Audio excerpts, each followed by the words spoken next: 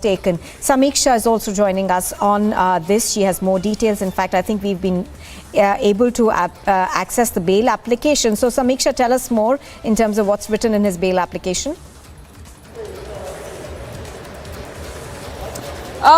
That's right, Nupur, and as bizarre as it gets, accused Shankar Mishra in its bail application that he's filed in the court, he's denied urinating on the co-passenger. Now remember, this even as there have been eyewitnesses accounts to how this incident really happened, and there was a lack of action as well on part of the airline. In fact, just to take you through the finer details of this bail application, this application that's been filed by the accused in this case, which states that the applicant herein is a law-abiding citizen of India and was still very recently employed as a vice president in Wells Fargo. Now remember, he's been of course terminated by Wells Fargo. The applicant herein is preferring his application under section 437 of the CRPC seeking bail. So absolutely bizarre arguments there that are being made by the accused here to seek bail in this case. Remember, he's in a judicial custody for 14 days. To talk you through the main points of this bail application that's been filed, which states that the applicant submits that the crew on board the Air India flight had woken him up during the flight, informed him about the alleged incident and suggested that he had been the perpetrator.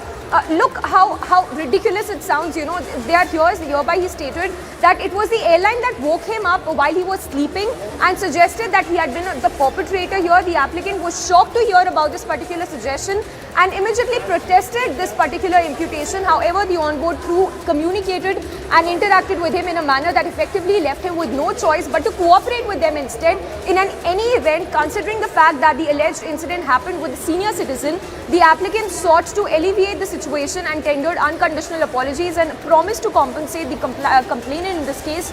It is categorically submitted that the applicant vehemently maintained his innocence throughout the exchange with the complainant. Further goes on to say that the complainant also accepted that this unconditional apology and expressed her unwillingness to subject the applicant to any other trouble. So absolutely ridiculous and bizarre arguments there being made by the accused in this case, Shankar Mishra, Nupur, where he said that he did not urinate on the co-passenger. In fact, he was woken up by the airline and told that he was the perpetrator in this case, and thereby he cooperated with the airline in all that followed next. Also goes on to say that having considered the matter settled, the applicant was surprised to receive a text on the 19th of December 2022 from the complainant's daughter through the complainant's WhatsApp account, directing him not to communicate with them any further.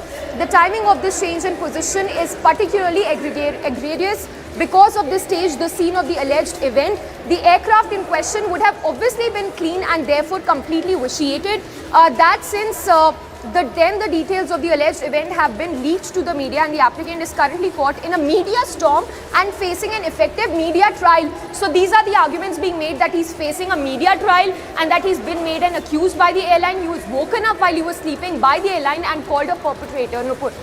Absolutely. Samiksha, of course, is bringing us the details of that bail application that has been filed by the accused in this case, who maintains that he had no idea about the fact that something like this had happened. And in fact, it was the airline crew that actually woke him up and informed him about what had happened. Samiksha reporting on this from Mumbai. Thank you for joining us. So that's the latest that we are getting in this. We are told that the main accused in this case has submitted before court that he had no idea that something like this had happened, essentially going on to then say that it was the airline crew which actually woke him up and told him about this incident. Harsha, does this appear to be a case of him trying to shift the blame? Exactly. What Nupur we are seeing right now is that Shankar Mishra, before he was arrested by Delhi police official, he was continuously on the run. He apologized on the WhatsApp messages. Also, the statement which was given by his lawyer Ishika Khanna when Ishani Sharma, her advocate of the accused, when she gave a statement on behalf of Shankar Mishra, and that statement also they stated that he was continuously apologizing. He apologized and he compensated for the clothes which were made dirty. Though Ishani Sharma, while speaking to Republic, was also saying that he did or did not urinate is the matter of the fact which will be presented in the court. Now they are trying to shift the entire blame. Now he says that he knows nothing about it. He was sleeping. He was woken up by the flight crew, and thereby he was informed about this entire incident, and he was made the perpetrator. There was no option left to him, and he did cooperate with the victim and went to apologize to him. Now he's trying to show that he didn't do any of this. The very impossible thing, Nupur, in this entire case is that the airline doesn't have any CCTV camera, so anything could be seen what exactly happened inside the entire airline. But yes, we have the co-passenger, police as the eyewitness. There are few eyewitnesses whose statement have been recorded. Police has also managed to record the statement of victim, and therefore today, while the bail hearing of Shankar Mishra is to be heard in the Patiala House Court at around 2 p.m, there will be certain things which DCP Airport is going to put exactly what the victim has stated, what the crew member have stated, and what the co-passengers who have exactly seen that he urinate in an inebriated state, what the entire incident happened. So now even if he's trying to shift the blame, he's trying to behave as he is innocent. He didn't do anything. This is entirely he's under media trial. He's being tried to he's being made seen by the media that he is the culprit, which he actually is not. So they will the lawyer of the accused, Shankar Mishra. Right, so in a sense, Harsha, what he's perhaps playing at is the fact that he says that he was insensible to what happened because he did not know that it happened, and that he was informed by the airline that something like this has happened, and they made him apologize and play mediator. So in that sense, it does appear that he is trying to shift the entire blame of what happened on the airline, and his reaction thereafter was to what he had said, what he was told by the airline rather. No, but though he is trying to now manage everything, he is trying now to say that, trying to shift the blame. He didn't do anything. It was the crew attendants who were exactly informed. He didn't perform anything like he didn't urinate on the fellow co-passenger. But Nupur, there are eyewitnesses. There were people who were sitting in the seat number 8, 9 and 10. The co-passengers, there are many co-passengers whom we have been able to speak to, who have come on the show, exclusively joined the Republic campaign and stated exactly what has happened in the flight. So now even he is trying to shift the blame. He couldn't run away from the things he has done in the New York Delhi flight. He's trying to reframe his image again. He's trying to say that he's under media trial. It is media who is after him, after Shankar Mishra. But exactly this is what he has done inside the airlines. He urinated, and there are co-passengers, there are the Air India crew member who have responded, who have recorded this statement with the DCP Airport, where they have clearly stated that this is the incident which has happened in the airlines. Absolutely. After lunch was served, and there was urine everywhere. From where did the Nupur urine came? It was the passenger. The passenger in seat number 9B has seen everything from his open eyes. That he came, he stood up, he came to seat number 9A, he urinated on the victim. Absolutely. And the entire incident is being said by the crew member and the eyewitness. So now, though he's trying to shift the game, he cannot run from the accusations which are on him, Nupur. Oh yes, absolutely, Harsha. So all of those questions, of course, will be taken up, and his bail application, just to tell our viewers, is slated to be heard at about 2 o'clock this afternoon. My colleague Shivangi also joining in from the Delhi newsroom. Shivangi, more details now emerging as to what he's written in his bail application. Absolutely, and we have accessed that bail application, and if our viewers are watching Republic TV right now, we are seeing that the P-gate accused denying urinating on the passenger. It's a very big turn of events right now. Nupur and Harsha as well, who's joining us with all the details. Now he's saying the accused is saying that he was forced to accept the blame. And this is a big turn of events, because Harsha, all this while we were saying and we had accessed the complainant's copy as well. The complaint said that he had urinated on her. And then not only that, we spoke to eyewitnesses as well, Harsha. Eyewitnesses say that they saw this incident transpire in front of their eyes, Harsha. Just take us through exactly the details coming out in the bail application. Exactly. And if he's saying that he was not the one who did it, then who did? Exactly, Shivangi. Now he is trying to shift this entire news, the entire accusation on someone else. Now he is trying to picture that it was not me, it was someone else who would have done that because I was sleeping. I was sleeping on my seat. It was the crew attendant who came to me, woken me and said that, sir, you are the perpetrator. You have done this. This entire incident has taken place. You have to apologize to the victim. I was forced to apologize and to cooperate with the victim. I didn't knew anything about. I didn't did this. I didn't urinate on the victim passenger. This is what Shankar Mishra is saying in his bail application. He's trying to apply for a bail, but when they are trying hard, Shivangi, they are trying hard that somehow Shankar Mishra should get bail today. This is a very important day. Shankar Mishra is accused in the entire Air India matter, and it is not easy for him to get bail because DCP Airport has clearly is going to oppose his bail on the grounds of that he is trying to influence the victims, he is trying to influence the Air India crew member, he is trying to influence many co-passengers who have recorded their statement with the DCP Airport. So in order that he is a flight risk, he is an influential person, he will use his power to influence all the victim and the eyewitnesses. Therefore, bail should not be given to him. And now he's trying to pacify his image, trying to make himself better, and trying to show that he's under media trial. Media is after him. He has done nothing wrong. But Shivangi, there are eyewitness. There are there's the complaint of the victim where she has in detail described about the incident which has taken place. There are witnesses who have clearly stated that we were sitting next to the victim and the victim was drenched in urine.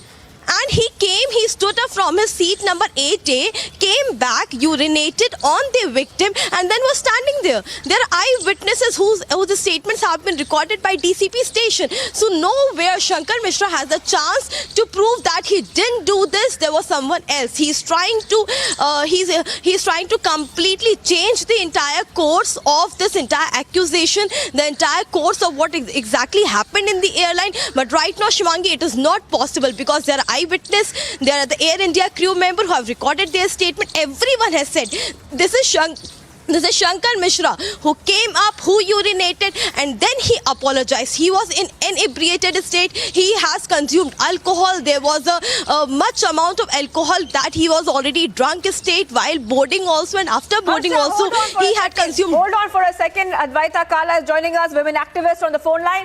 I just want to go across to a guest, Harsha, then we'll come back to you because you have all the details on the bail application. But let's go to Advaita Kala, women activist, who's joining us.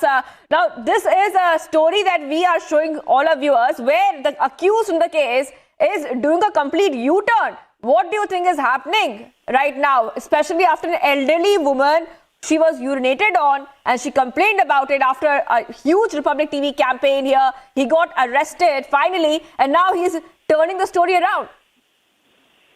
He's making a bad situation worse. I don't think his legal advice is really up to the point, because if he was inebriated, then they have an option. The defense has an option of using diminished responsibility. But the fact that he's completely outright denying it just goes to show that he has no respect for the other individual, the victim in this incident, and is going as far as to say that she's lying about the whole incident. I think it's going to be very hard for him to prove in court that this did not happen, given the fact that there was crew on board, there was an eyewitness on board who all witnessed this, as well as the crew who have physically cleaned her up. I think urine has a very specific smell. Sorry to be graphic, but that's just the way it is. And I think it's going to be very hard of him to wriggle out of this situation. Right. And when it comes to these cases, we see that some of the accused in these cases, especially when it comes to an elderly woman who was the victim here, we see a lot of times the accused, they do not want to accept responsibility. This is what's happening. They're trying to save face. I think it's too late to save face. Thanks to the media, he has been publicly shamed, and I think this public shaming will also be a deterrent for other people who feel that they can get away with such depraved behavior. So I think there has been some form of justice in the fact that he has been highlighted and brought into the public domain and exposed for what he's done.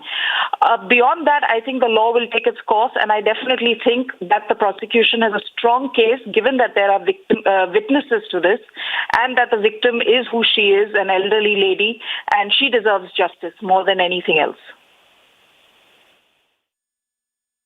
All right, thank you so much for joining us here, and let's continue our coverage on this story, viewers. Right now, like we told you, the kind of statements coming out from the accused in the Air India P-Gate controversy which had erupted, it's completely shocking, viewers. What they're saying, what he is saying, the P-Gate accused, Shankar Mishra, he's saying he did not even pee on the co-passenger, and he's blaming Air India. He's blaming Air India, complete 360-degree U-turn.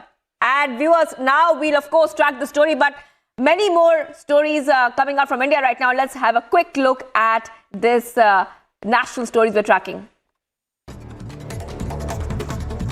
Prime Minister Modi will virtually inaugurate the 7th edition of Invest Madhya Pradesh Global Investor Summit in Indore. At the inaugural address, Prime Minister Modi said that India is in a better position to deal with the global investors and is moving toward becoming the world's third largest economy.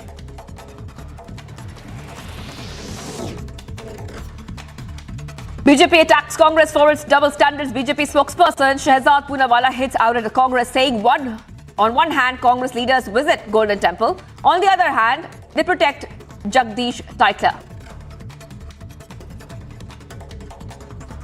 Rahul Gandhi ji, leave Bharat Jodo and start a hypocrisy chodo abhiyan. On the one hand, you visit Golden Temple, Fatehgarh Sahib Gurudwara. On the other hand, the Congress party extends a hand of patronage and protection to Jagdish Titler, to Kamal Nath, to Sajjan Kumar, who was convicted after 34 long years. The Congress party always extended him protection. The Congress party gave promotion to Jagdish Titler. We've seen how he was given a responsibility in the Delhi MCD elections, in Delhi Congress, and worse, he was even made part of the planning team of Bharat Jodo in Delhi. This is the double face of the Congress party.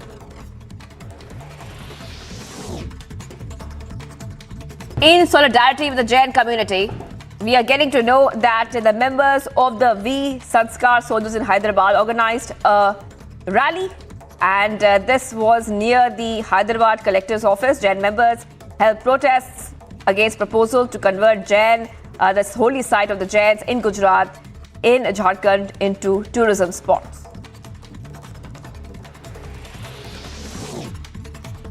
RSS chief Mohan Bhagwat sparked a massive political furor by saying that the Muslims have nothing to fear. In India, the NC has now hit out saying no Muslims are afraid of Bhagwat, and he's trying to install fear in the minds of the people.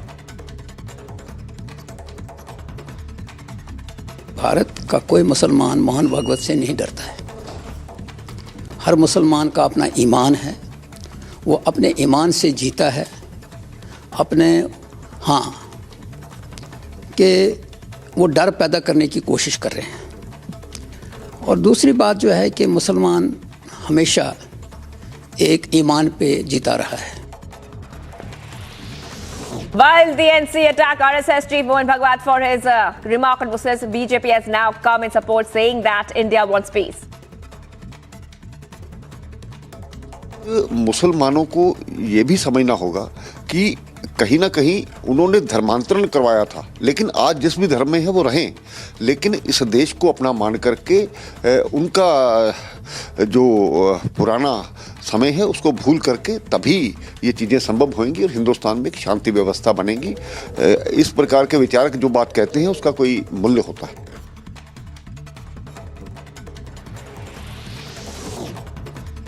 AIMIM chief Owaisi hits out at Mohan Bhagwat over his remarks against Muslims. Owaisi questioned Bhagwat for putting conditions on Muslim citizenship and further added, who is Mohan to give Muslims permission to live in India or follow their faith? AIADMK MLAs led by former Chief Minister EPS now have reached the Tamil Nadu Assembly in black shirts as a mark of protest against the DMK government and Speaker as well. Now, the AIADMK MLAs condemned the DMK government over law and order while slamming the Speaker over a row over the seating arrangements for the Palaniswamy and O. Paneerselvam. ED conducts searches over 5 locations in Karnataka in connection with the cooker blast case. Now, searches are underway and held at the residence of accused Sharik in Shivamogga. The relatives of Sharik were also searched. As per sources, Sharik's father had rented out one of his properties to Manne Ratnakar, who used to use it as an office. ED is looking at the lease of rupees 10 lakhs as it is reportedly very high for the leased property.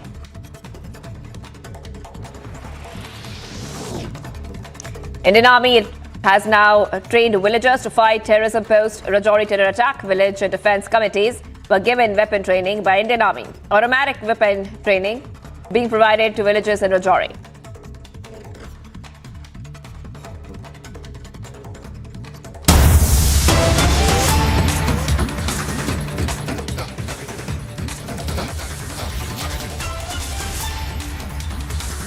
All right, viewers, we're getting visuals coming in, viewers.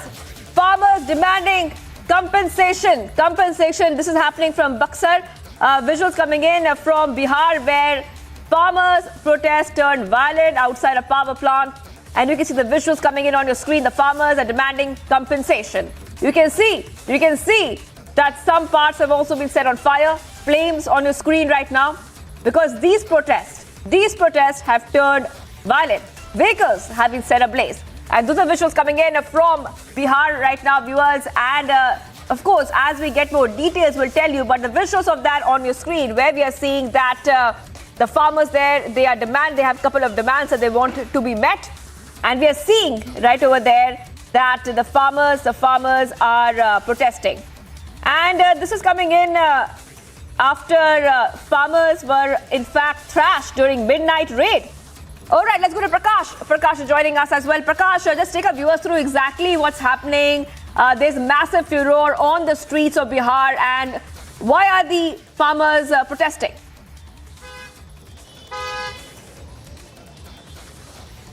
Well, these farmers were demanding compensation pertaining to their land that has been taken in lieu of a thermal power station that was constructed in Buxar.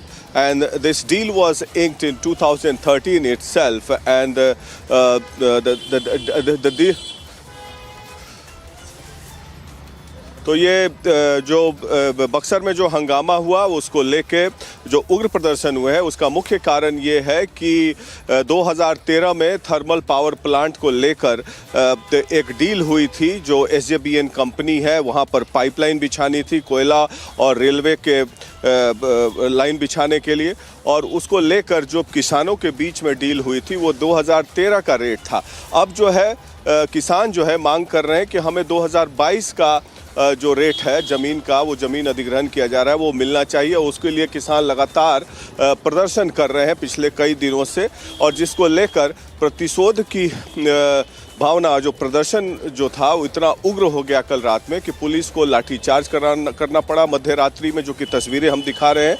और उसके बाद कई लोगों को detain भी किया, गिरफ्तार किए गए हैं 2-3 लोगों को। और उसी के प्रतिशोध में जो कल रात में पुलिस ने पिटाई की लोगों की, उसके प्रतिशोध में आज SJBN कंपनी के बाहर जो तस्वीरें में हम लोग देख सकते हैं कि कंपनी के बाहर उसके इंफ्रास्ट्रक्चर, उसके वेयरहाउस, उसके जो गाड़ियां लगी हुई थी उसमें आग लगा दी गई। उसके बाद मौके पर भारी मात्रा में सुरक्षा बल को तैनात कर दिया गया है और मौका पर DM और SP मौजूद है। स्थिति अभी काबू में है, नियंत्रण में है। और किसानों की मांगे हैं, करीब 500 किसान ऐसे हैं जो मांग कर रहे हैं कि उन्हें 2013 का जो रेट है वो न देकर 2022 का रेट दिया जाए। और ये थर्मल पावर कंपनी है जो SJBN, उसके कार्यालय के बाहर और वेयर हाउस के बाहर ये सब धरना प्रदर्शन कई दिनों से चल रहा था, जिसको लेकर किसान उग्र हुए और ज़मीन के बदले अनुदान, उचित अनुदान 2013 का जो रेट है वो ना मांगकर 2022-23 का रेट मांगने को लेकर किसान आतुर है, जिसको लेकर पुलिस में कंप्लेन दर्ज की गई कि जो हमारे पास कागजात हैं वही रेट देंगे। लेकिन किसान जो है उग्र हुए, मध्य रात्रि में प्रदर्शन किया, जिसको लेकर काफ़ी वहाँ पर पुलिस द्वारा बर्बरतापूर्वक लोगों को, किसानों को मारपीट की गई उनके साथ। और जिसके बाद अब फलस्वरूप नतीजा ये आया है कि वो किसान उग्र हुए और उनके SJBN कंपनी की गाड़ियाँ, इंफ्रास्ट्रक्चर, वेयर हाउस सबको जलाकर राख कर दिया। अभी मौका वारदात पर जो माहौल है वो शांतिपूर्ण है। वहाँ पर सभी जो किसान हैं वो खदेड़े जा चुके हैं और पुलिस ने सारे कानून व्यवस्था को नियंत्रण में कर लिया है। Back to you.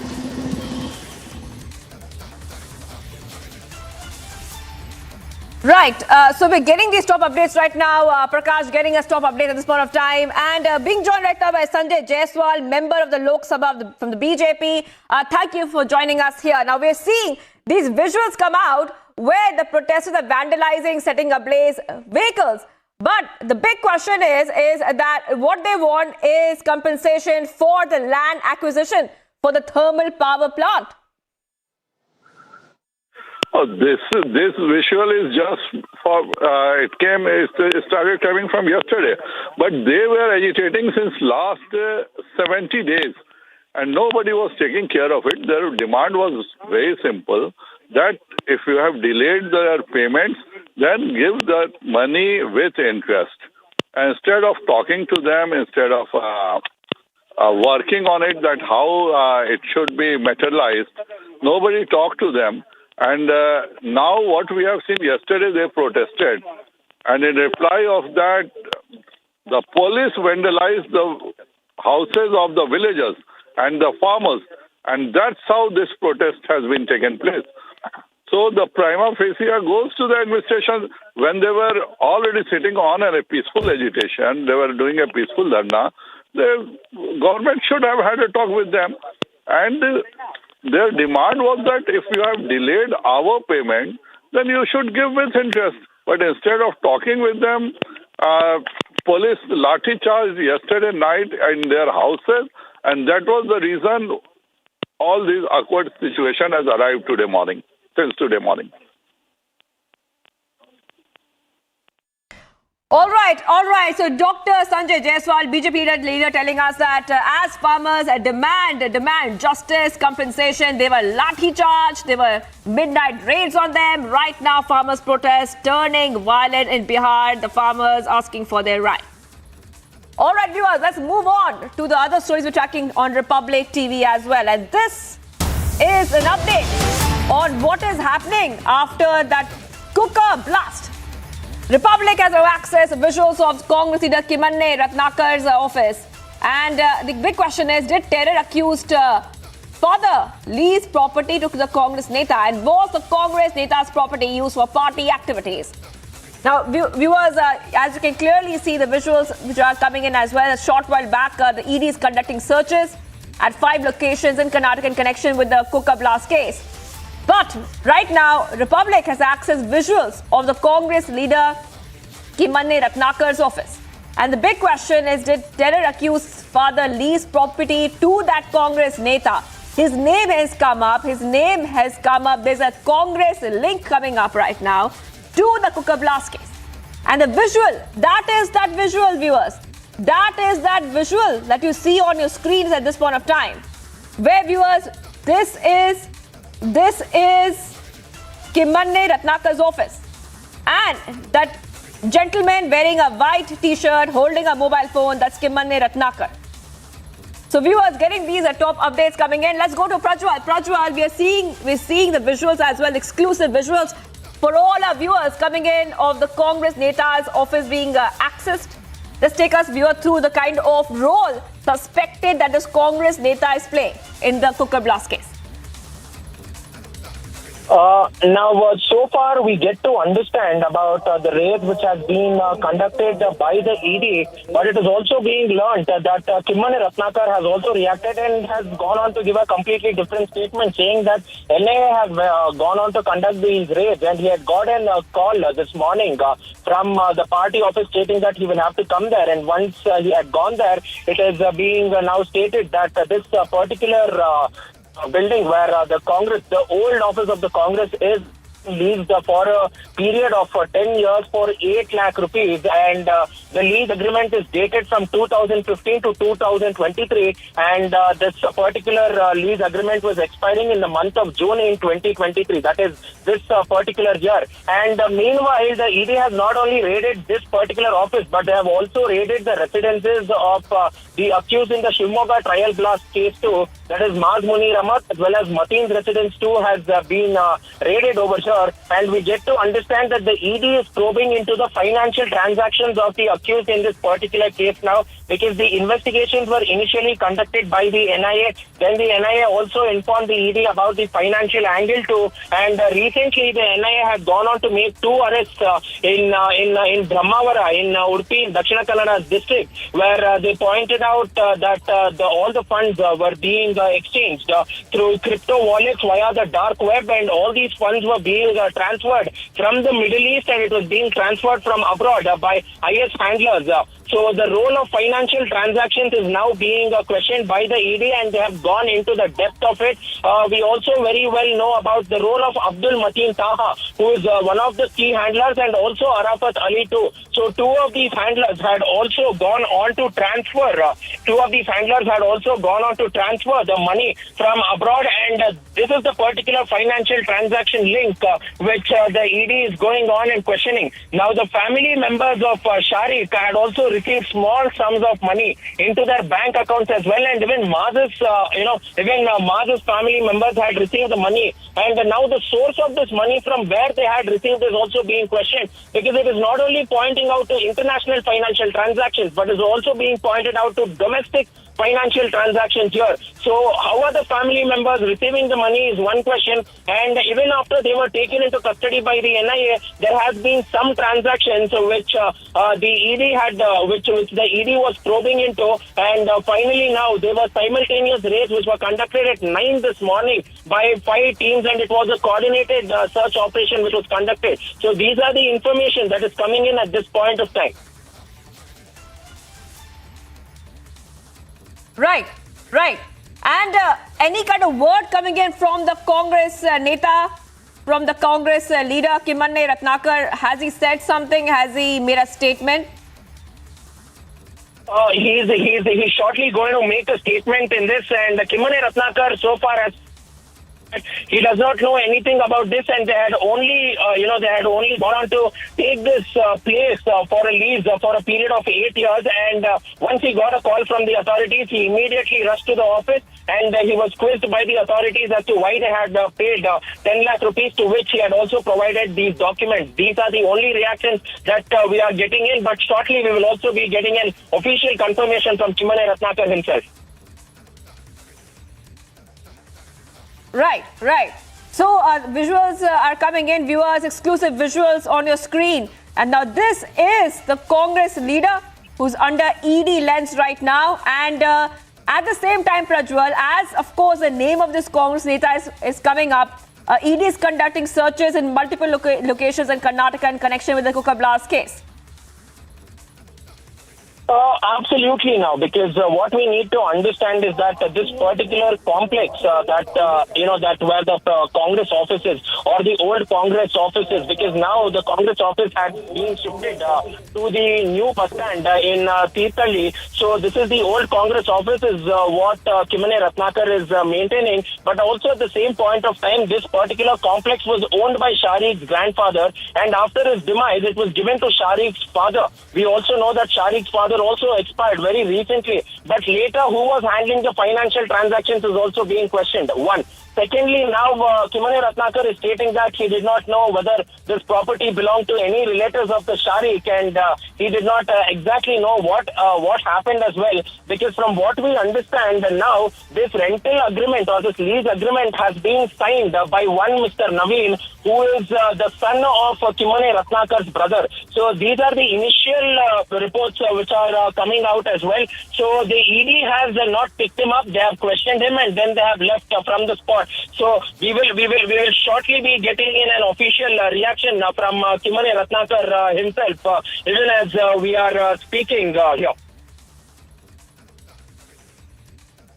Right, and let's go to our senior editor, Shravan Sen, who's joining us from the Delhi newsroom. Shravan, now Republic has accessed exclusive visuals on a screen of Congress leader Kimmane Ratnakar's office and many connections right now being suspected. Take our viewers through what this really means. Shivagya, as of now, the Enforcement Directorate hasn't really officially named any of the Congress leaders. What we know so far is that the searches which started earlier in the day were basically at 5 locations in Shivamogga district itself. Sources within the Enforcement Directorate's Karnataka unit essentially indicated that most of these searches were basically linked to Sharik's relatives. And the fact of the matter is that they were basically looking at how did they receive the money for buying parts of the explosive devices and the fact that he was staying at multiple locations. In fact, it turns out that for carrying out recce not just in the state of Karnataka but also other states, there was money that was received by Sharik, and that is also now under the scanner of the Enforcement Directorate. Now, there's already a predicate offence as far as this matter goes.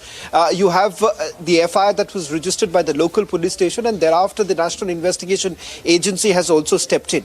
The mandate for the Enforcement Directorate primarily is to look into whether at all these sleeper cells, they have been getting the money and where exactly has the money really been coming from, and that's exactly what they're focusing at. The Congress link that is basically emerging right now, more of the information essentially coming in from the Karnataka Home Minister's office with regards to the fact that the Congress leaders are basically under the scanner. The agency in itself has been completely tight-lipped. They haven't made a single mention of the fact that whether at all there is any political party link that has emerged in the investigation that has been carried out so far. What we can confirm is that the ECIR or the FIR equivalent of the Enforcement Directorate does not make a mention of any political leader. It primarily takes into account the fact that this incident had taken place, and they're looking at the findings of the Mangaluru police, because remember, they had also indicated that Sharik had received some amount of money. We do not know what's the quantum of money at this point in time, and that is exactly the focus of the central agency. Absolutely, Shravan, and we're getting those visuals for all our viewers as well. And at this point of time, Shravan, if you could just take our viewers through exactly what kind of, what is the ED looking for at this point of time? What is a focus point of the ED? Because, you know, the kind of links which had come out initially in the cooker blast case, we were seeing international links, international handlers, we were seeing ISIS links come out as well. Very serious case, Shravan.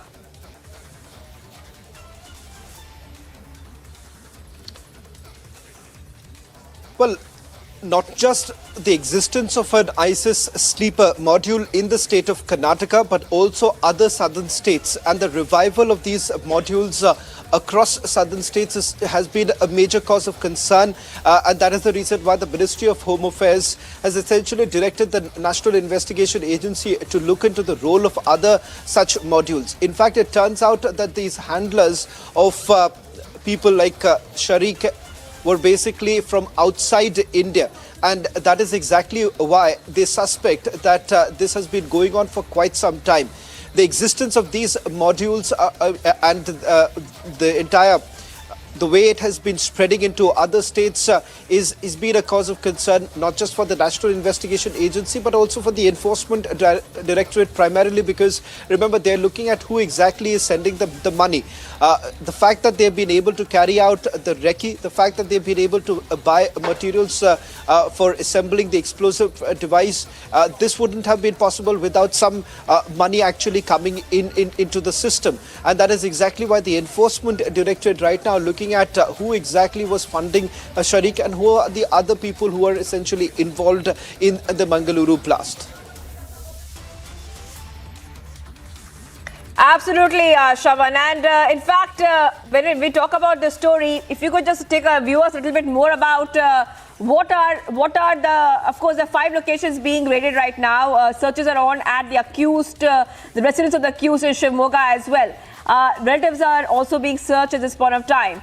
So, Shravan, you know, when ED is looking at the case and the lease of rupees 10 lakhs, that is exactly what's coming up, Shravan, isn't it? The lease of 10 lakhs, as it's reportedly very high for the lease property. That is something the ED is focusing on. And if you take a viewers through exactly why is that suspicious, because ED is saying that 10 lakhs as lease for property is extremely high in this case.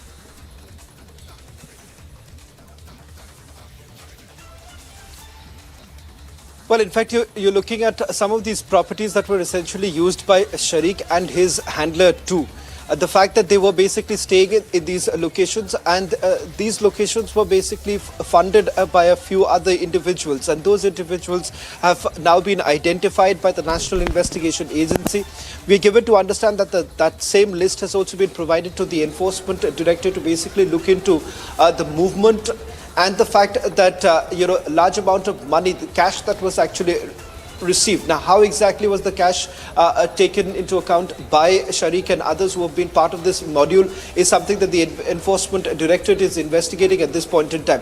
With regards to the alleged use of certain properties linked to the Congress leader, we're not very clear at this point in time because the Enforcement Directorate is completely tight-lipped about the political link that has emerged so far.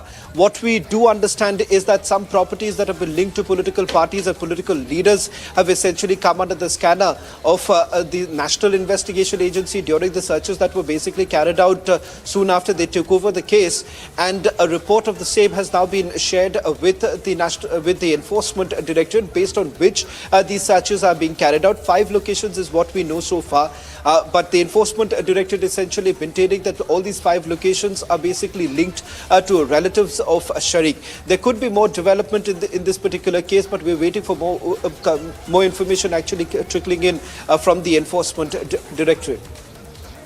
Yes, Shravan, stay with us. Samiksha here. If you can also throw some light on this particular angle, because on the lease amount here, we're given to understand that ED is looking at the lease of 10 lakh rupees, as it was reportedly very high for the leased property. So the very fact that 10 lakh rupees was the lease amount, would that also be probed by the Enforcement Directorate as to why was it rented at such a high rate?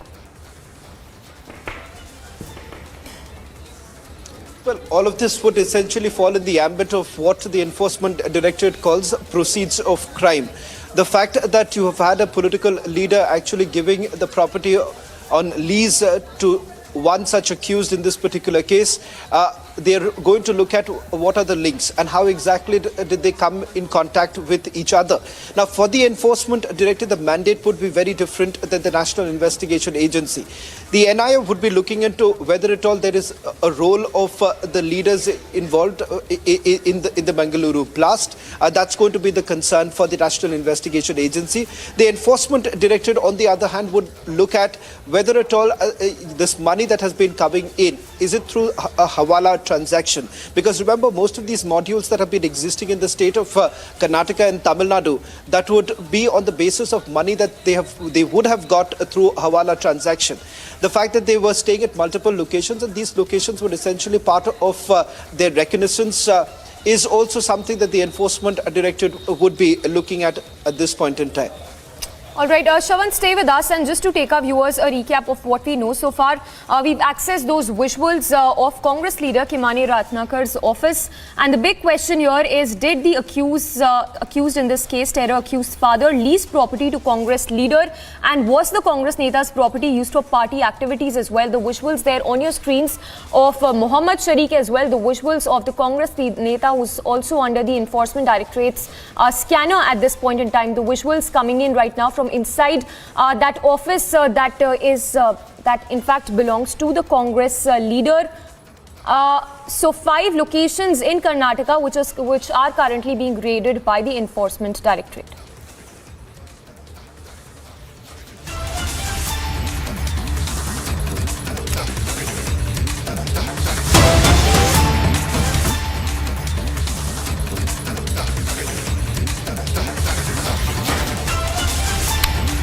And 2 visuals coming in right now, these from Bihar's Buxar, where the farmers' protests have turned violent outside the power plant. The farmers have been demanding compensation. The visuals there on your screens of the farmers completely up in arms, staging protests in Bihar's Buxar. We'll try and go across to Prakash as well to get us the latest on that, but these protests being staged by the farmers, which seem to have turned violent in several of those locations in Buxar. In fact, the visuals in which you can see the buses there being set on fire as the farmers are staging a protest. In fact, more news that is just coming in of the police also using force on these protesting farmers.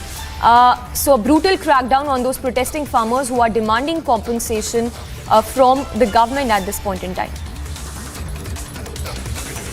किया है, गिरफ्तारियां हुई हैं और इस पर फिर प्रशासन का कहना है कि उचित कार्रवाई की जाएगी। जहां तक मुआवजे की बात है, जो केंद्र सरकार के अधिकारी हैं, जो सतलज जल विद्युत निगम लिमिटेड कंपनी की ओर से बयान आया है कि किसानों को मुआवजा दिया जा चुका है, कुछ का बाकी है जो कि प्रोसेस में है, लेकिन किसान आमदा है कि उन्हें 2022 का रेट मिले। विवाद इसी बात का है कि 2013 का रेट ना मिलकर 2022 का रेट मिले। Back to you. So, Prakash, they're getting us the details of the visuals that are coming in from Bihar's Buxar, where the police has seen lathi charging on the protesting farmers. So, brutal crackdown on those farmers who've been staging a protest demanding compensation from the government. We'll try and go across to Prakash again to get us more details. But these visuals are coming in which you can see how these protests have turned violent in several of those locations in Bihar's Buxar. And we're given to understand these were peaceful protesters who were staging a protest, so we do not yet know what really led to these protests turning violent, in which buses were set on fire and that the police even lathi charged on these protesters.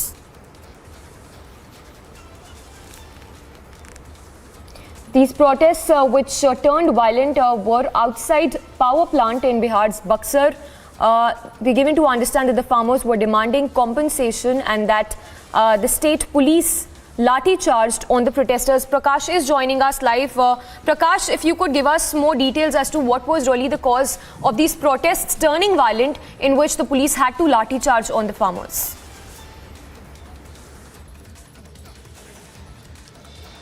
Well, a thermal power plant is under construction, in the process of being constructed by SJVN, a public sector undertaking of the Government of India. It is called the Satlaj Jal Vidyut Nigam Limited. And they had won a tender in 2013 for the construction of a pipeline as well as the railway track for ferrying coal for the concerned thermal power plant. And as a part of that, there was a deal that was inked between the public sector undertaking and the farmers for for taking over around 80 acres of land of 500 farmers.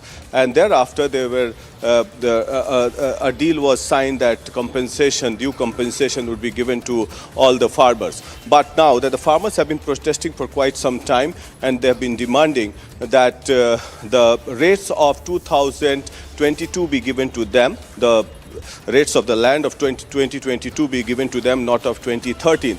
And the Satlaj Jal Vidyut Nigam Limited authorities have been saying that the compensation have been given to most of the farmers. Some are under process and they will be given in due course of time.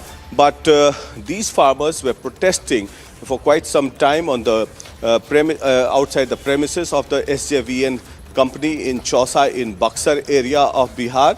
And as a result of which, yesterday night, what we get to know from the authorities that some of the farmers misbehaved with the authorities of the SJBN, as well as they pelted a stone, as a result of which the police had to resort to lathi charge in the midnight. And thereafter, as a mark of protest and in anger, these farmers, what they did was, in the morning, they burnt and set ablaze the entire infrastructure of the SJVN company, which we can see in the visuals that the office premises, outside the office, the vehicles that were parked outside the office have been set ablaze. Now, what we get to know that the local administration as well as the local police in Buxar district of Bihar has taken control of the situation. All the perpetrators of the entire violence have been chased away. Now the situation is under control, and the police have registered an FIR against all those who were involved in the protest and vandalized and damaged the government property there. and action is being taken against them. As far as the compensation deal is concerned, the government authority says that they will have a negotiation with the farmers. They will let them know as to what are the rules and regulations as far as the compensation is concerned, because what the deal was signed between the farmers and the SJBN company is well known in documentation of 2013. So further conversation would take place in consultation with the local district officials as well as the central government authorities. Back to you. Prakash, stay with us. So, as you're telling us, we're given to understand that the farmers were staging a protest for the last 86 days to be precise, yet no action was taken as far as the compensation to the farmers is concerned. Any word that has come in from any of the JDU or the RJD leaders as to why has there been so much delay, which actually led to these staged protests, and which of course have turned violent in Buxar?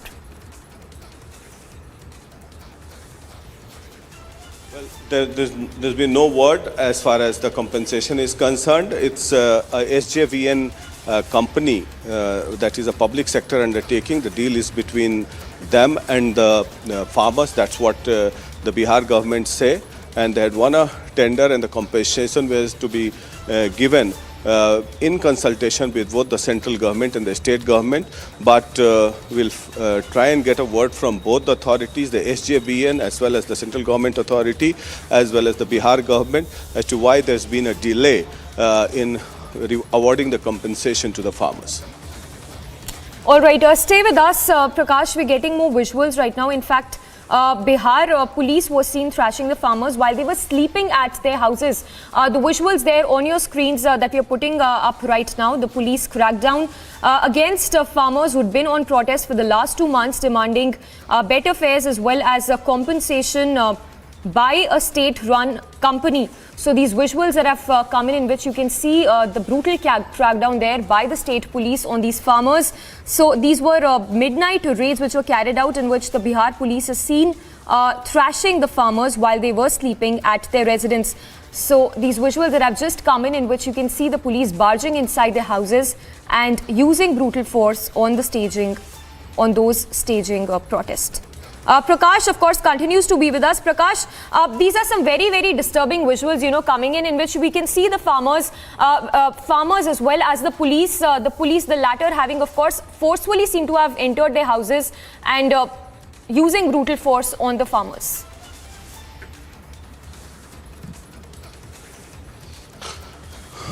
Well, yes, it's a shocking visual that we can see on television sets, that the police assaulting the farmers brutally. Yes, they could have been punished, but not in this way, that in midnight and this and in this way, when the entire area of Bihar is facing extreme cold wave. And the action that has been taken by the Bihar police is condemnable. But what we get to know from the Bihar police is that deployment of force was asked from the SJBN company, and as a matter of fact, they had reported it to the concerned government authority, and thereafter the farmers had to be chased away because they were creating unruly scenes there outside the office of the SJBN company, and they were damaging the property. As a matter of fact, they had to resort to lathi charge in order to chase away the violent protesters and the farmers. Stay with us, Prakash, and just to take our viewers through the details that are just coming in, these visuals that have come in, which shows the kind of situation that is prevalent right now in Bihar's Buxar, where you've seen how these protests by the farmers turned violent in several of those locations. Vehicles that were vandalized, the buses that were vandalized, set ablaze, and the visuals there on the left, in which you can see the police forcefully having barged inside the houses of the farmers who were sleeping late last night and using that brutal force on those farmers. Also remember, these farmers have been staging a protest for last 2 months, demanding adequate compensation from the state-run company. Yet no word that has come in from the Nitish government so far on as far as the compensation to these farmers is concerned. So the farmers having been picked up from their houses and being brutally beaten up by the state police. We'll try and get more reactions as well, but several questions that the JDU and the RJD will have to answer as far as the situation is concerned in Bihar's Buxar, where you can see how the buses were set on fire, and the visuals there in which you can also see the police entering the houses of those farmers and using brutal force on them.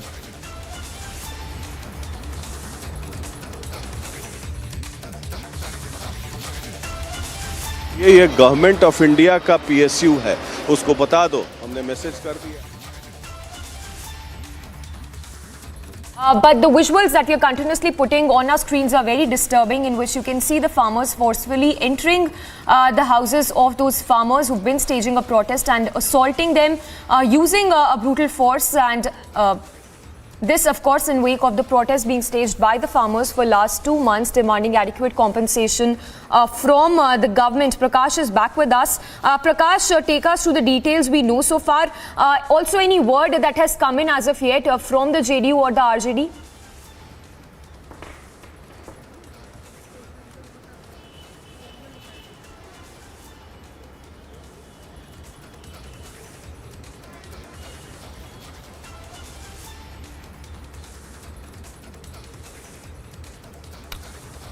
All right, we'll try and connect with Prakash again. So, brutal crackdown there on the protesting farmers in Bihar. The CCTV footage there that exposes the police brutality. On tape, you can see the midnight brutality on the farmers. The state police having barged inside the homes of the farmers, assaulting the farmers. The farmers having been picked up from their homes and brutally assaulted by the state police. So, these visuals that show exactly the kind of situation in Bihar's Buxar, the vehicles that were set ablaze, the visuals on the left in which you can see the state police having forcefully barged inside the house of those farmers who were sleeping and assaulting those farmers. So we continuously keep tracking all the latest on that. For now, moving on to a quick 1-minute report. As we know that the Coimbatore car blast case is being investigated by the NIA officials. Now the NIA has taken 6 people. The accused who are currently in the prison have been taken under custody and investigation is going on. Right now, last night, the NIA officials has taken 4 accused out of these 6 under their custody, and they've taken them to Coimbatore and they've taken them to the house of the deceased in the blast case, Jamesha Mubin, and conducted investigation. Similarly, these 4 people include Sanofer Ali, Mohammad Riaz, Nawaz and Tawfiq. These people were taken to Sanofer Ali's house and the nearby other locations as well in Kotimedi and Ukedam areas of Coimbatore to investigate more on this matter. We are now learning from sources that this happened around 11:30 p.m. in the midnight, and more details regarding the investigation is still awaited. This is Vashni Ramu along with camera person Dilip from Chennai for Republic TV. A very short break coming up. On the other side, from Pune to Kolkata, ED news tightens in sugar mill corruption case, ex-MBA minister in the dock. And RSS chief Mohan Bhagwat sparks controversy with Muslims have no fear remark. Owaisi hits out.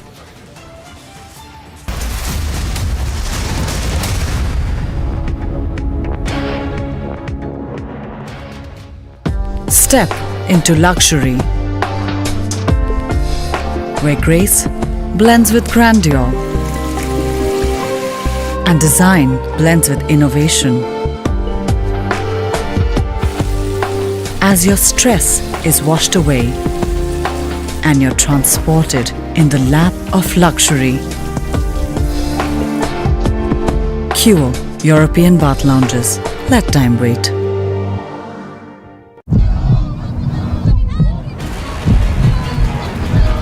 Dramatic pictures of this protest, which is right now underway in Delhi, right in front of Aam Aadmi Party headquarters. These workers have now been stopped by Delhi police. Remember that this protest is taking place against the alleged attack which took place on Aam Aadmi Party councillors. This is what they are claiming. They are saying that LG and the BJP are indulged in killing constitution, and that is why they are protesting here. Picture is very much scary over here.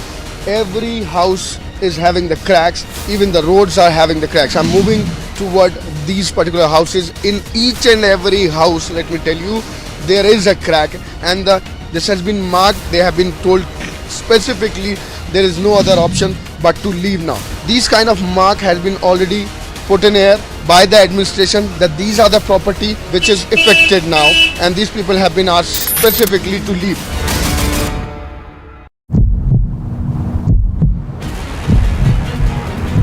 We are reporting right from the BJP protest that was marching towards the Chief Minister's residence. You can see how the barricades have been broken over here. The BJP workers have broken the barricades and now they are marching towards the Chief Minister's residence. And this protest is getting aggressive. This protest is coming after both the parties clashed in the house.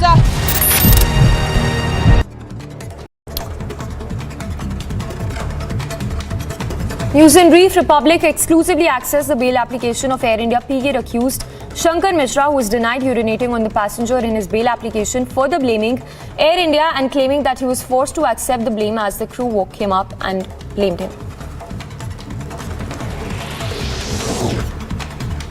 In a fresh trouble for Mahavikas Aghadi, ED conducted searches at locations related to former minister and NCP leader Hassan Mushrif in connection with a case related to sugar mill corruption. The Enforcement Directorate conducted searches over 5 locations in Karnataka in connection with the cooker blast case.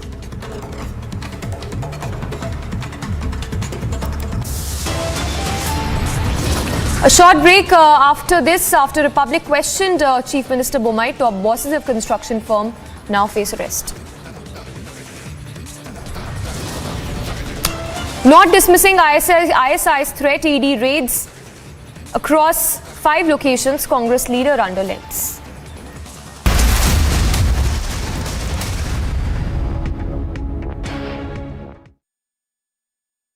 Step into luxury, where grace blends with grandeur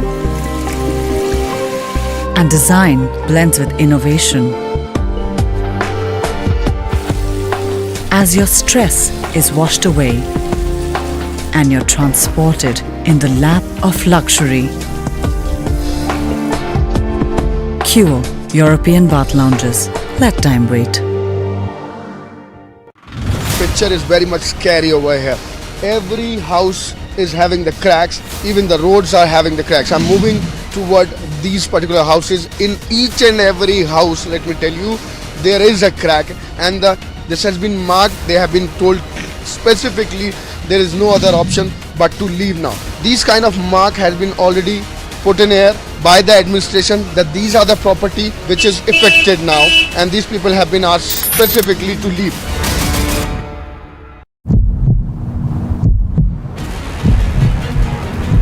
We are reporting right from the BJP protest that was marching towards the Chief Minister's residence. You can see how the barricades have been broken over here. The BJP workers have broken the barricades and now they are marching towards the Chief Minister's residence. And this protest is getting aggressive. This protest is coming after both the parties clashed in the house.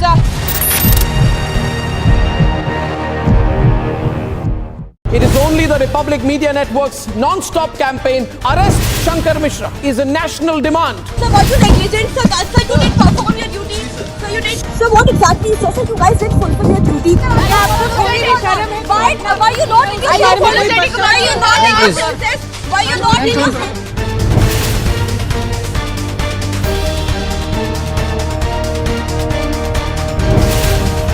Shankar, are you ashamed? Shankar, are you ashamed of yourself? Shankar, are you...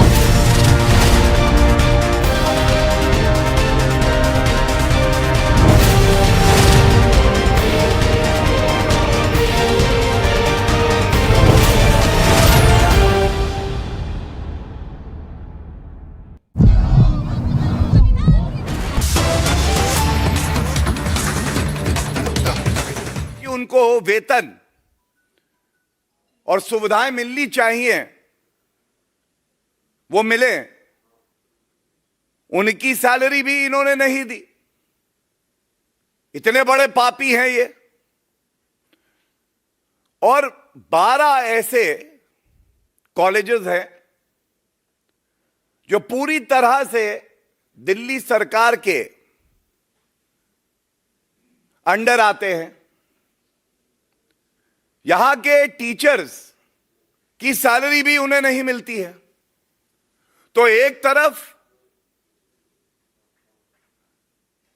जो DTC की buses में martial हैं, मोहल्ला clinic के doctor हैं और जो colleges के टीचर हैं, इनकी सैलरी, इनका वेतन देने का रुपया अरविंद केजरीवाल के पास नहीं है। लेकिन आबकारी घोटाले में जो पापी आपके नेता हैं, शिकंजा क्योंकि कस चुका है, जो जांच एजेंसी है उन्होंने भ्रष्टाचारियों का गला So BJP's press briefing there hitting out at the AAP party. Slipping into a very short break, but news breaks to continue on the other side of the break. From Pune to Kolkata, ED news tightens in sugar mill corruption case. Ex Mahavikas Agadi minister in the dock. And RSS chief Mohan Bhagwat sparks controversy with Muslims have no fear remark. Owaisi hits out.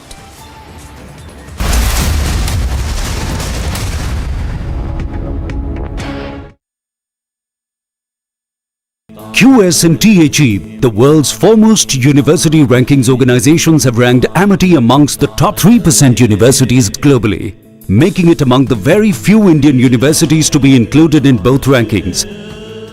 Yet another top ranking for Amity University.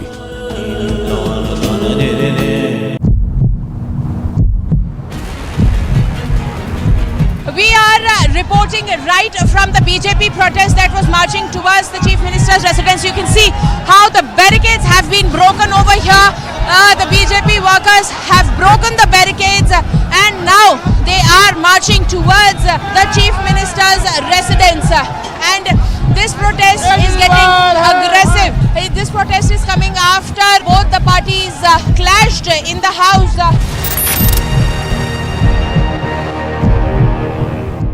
It is only the Republic Media Network's non-stop campaign, Arrest Shankar Mishra, is a national demand. Sir, were you negligent? Sir, you didn't perform your duty. Sir, you did. Sir, what exactly? Sir, you guys did fulfill your duty. Why are you not apologetic? Why are you not apologetic? Why are you not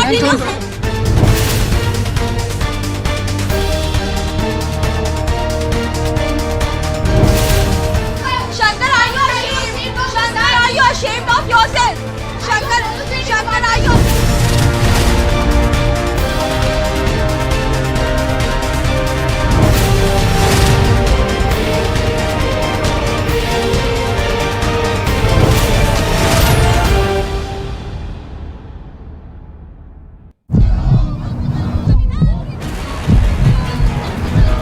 Dramatic pictures of this protest, which is right now underway in Delhi, right in front of Aam Aadmi Party headquarters. These workers have now been stopped by Delhi police. Remember that this protest is taking place against the alleged attack which took place on Aam Aadmi Party councillors. This is what they are claiming.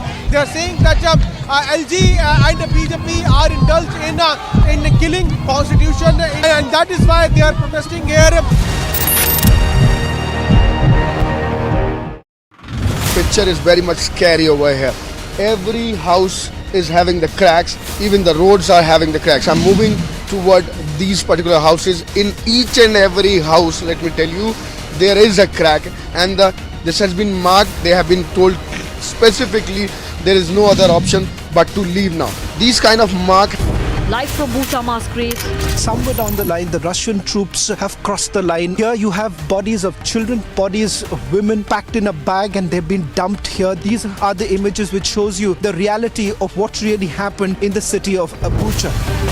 President Zelensky, the reason NATO is not giving you cover is because they are worried about a larger escalation by Russia. When they felt that the other side is weak, Russia has been using their atmosphere as a weapon.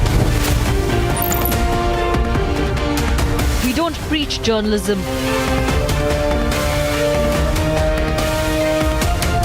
We practice it.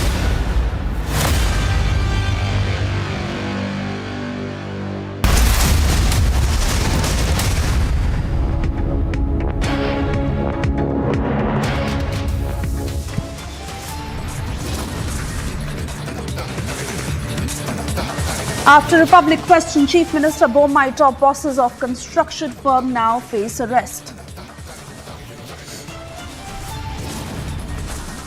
In Bihar's Buxar, Nitish's cops barge into homes and assault farmers, brutality exposed on tape.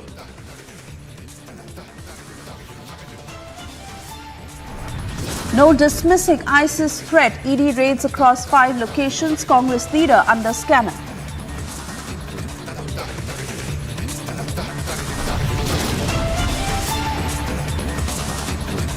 From Pune to Kolkata, ED news tightens in sugar mill corruption case, ex-MVA minister in the dock.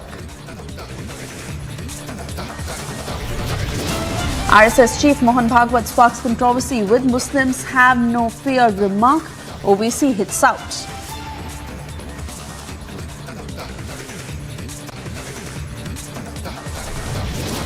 And under arrest for urinating on a 70-year-old co-passenger, Shankar Mishra rallies bizarre defense, blames Air India.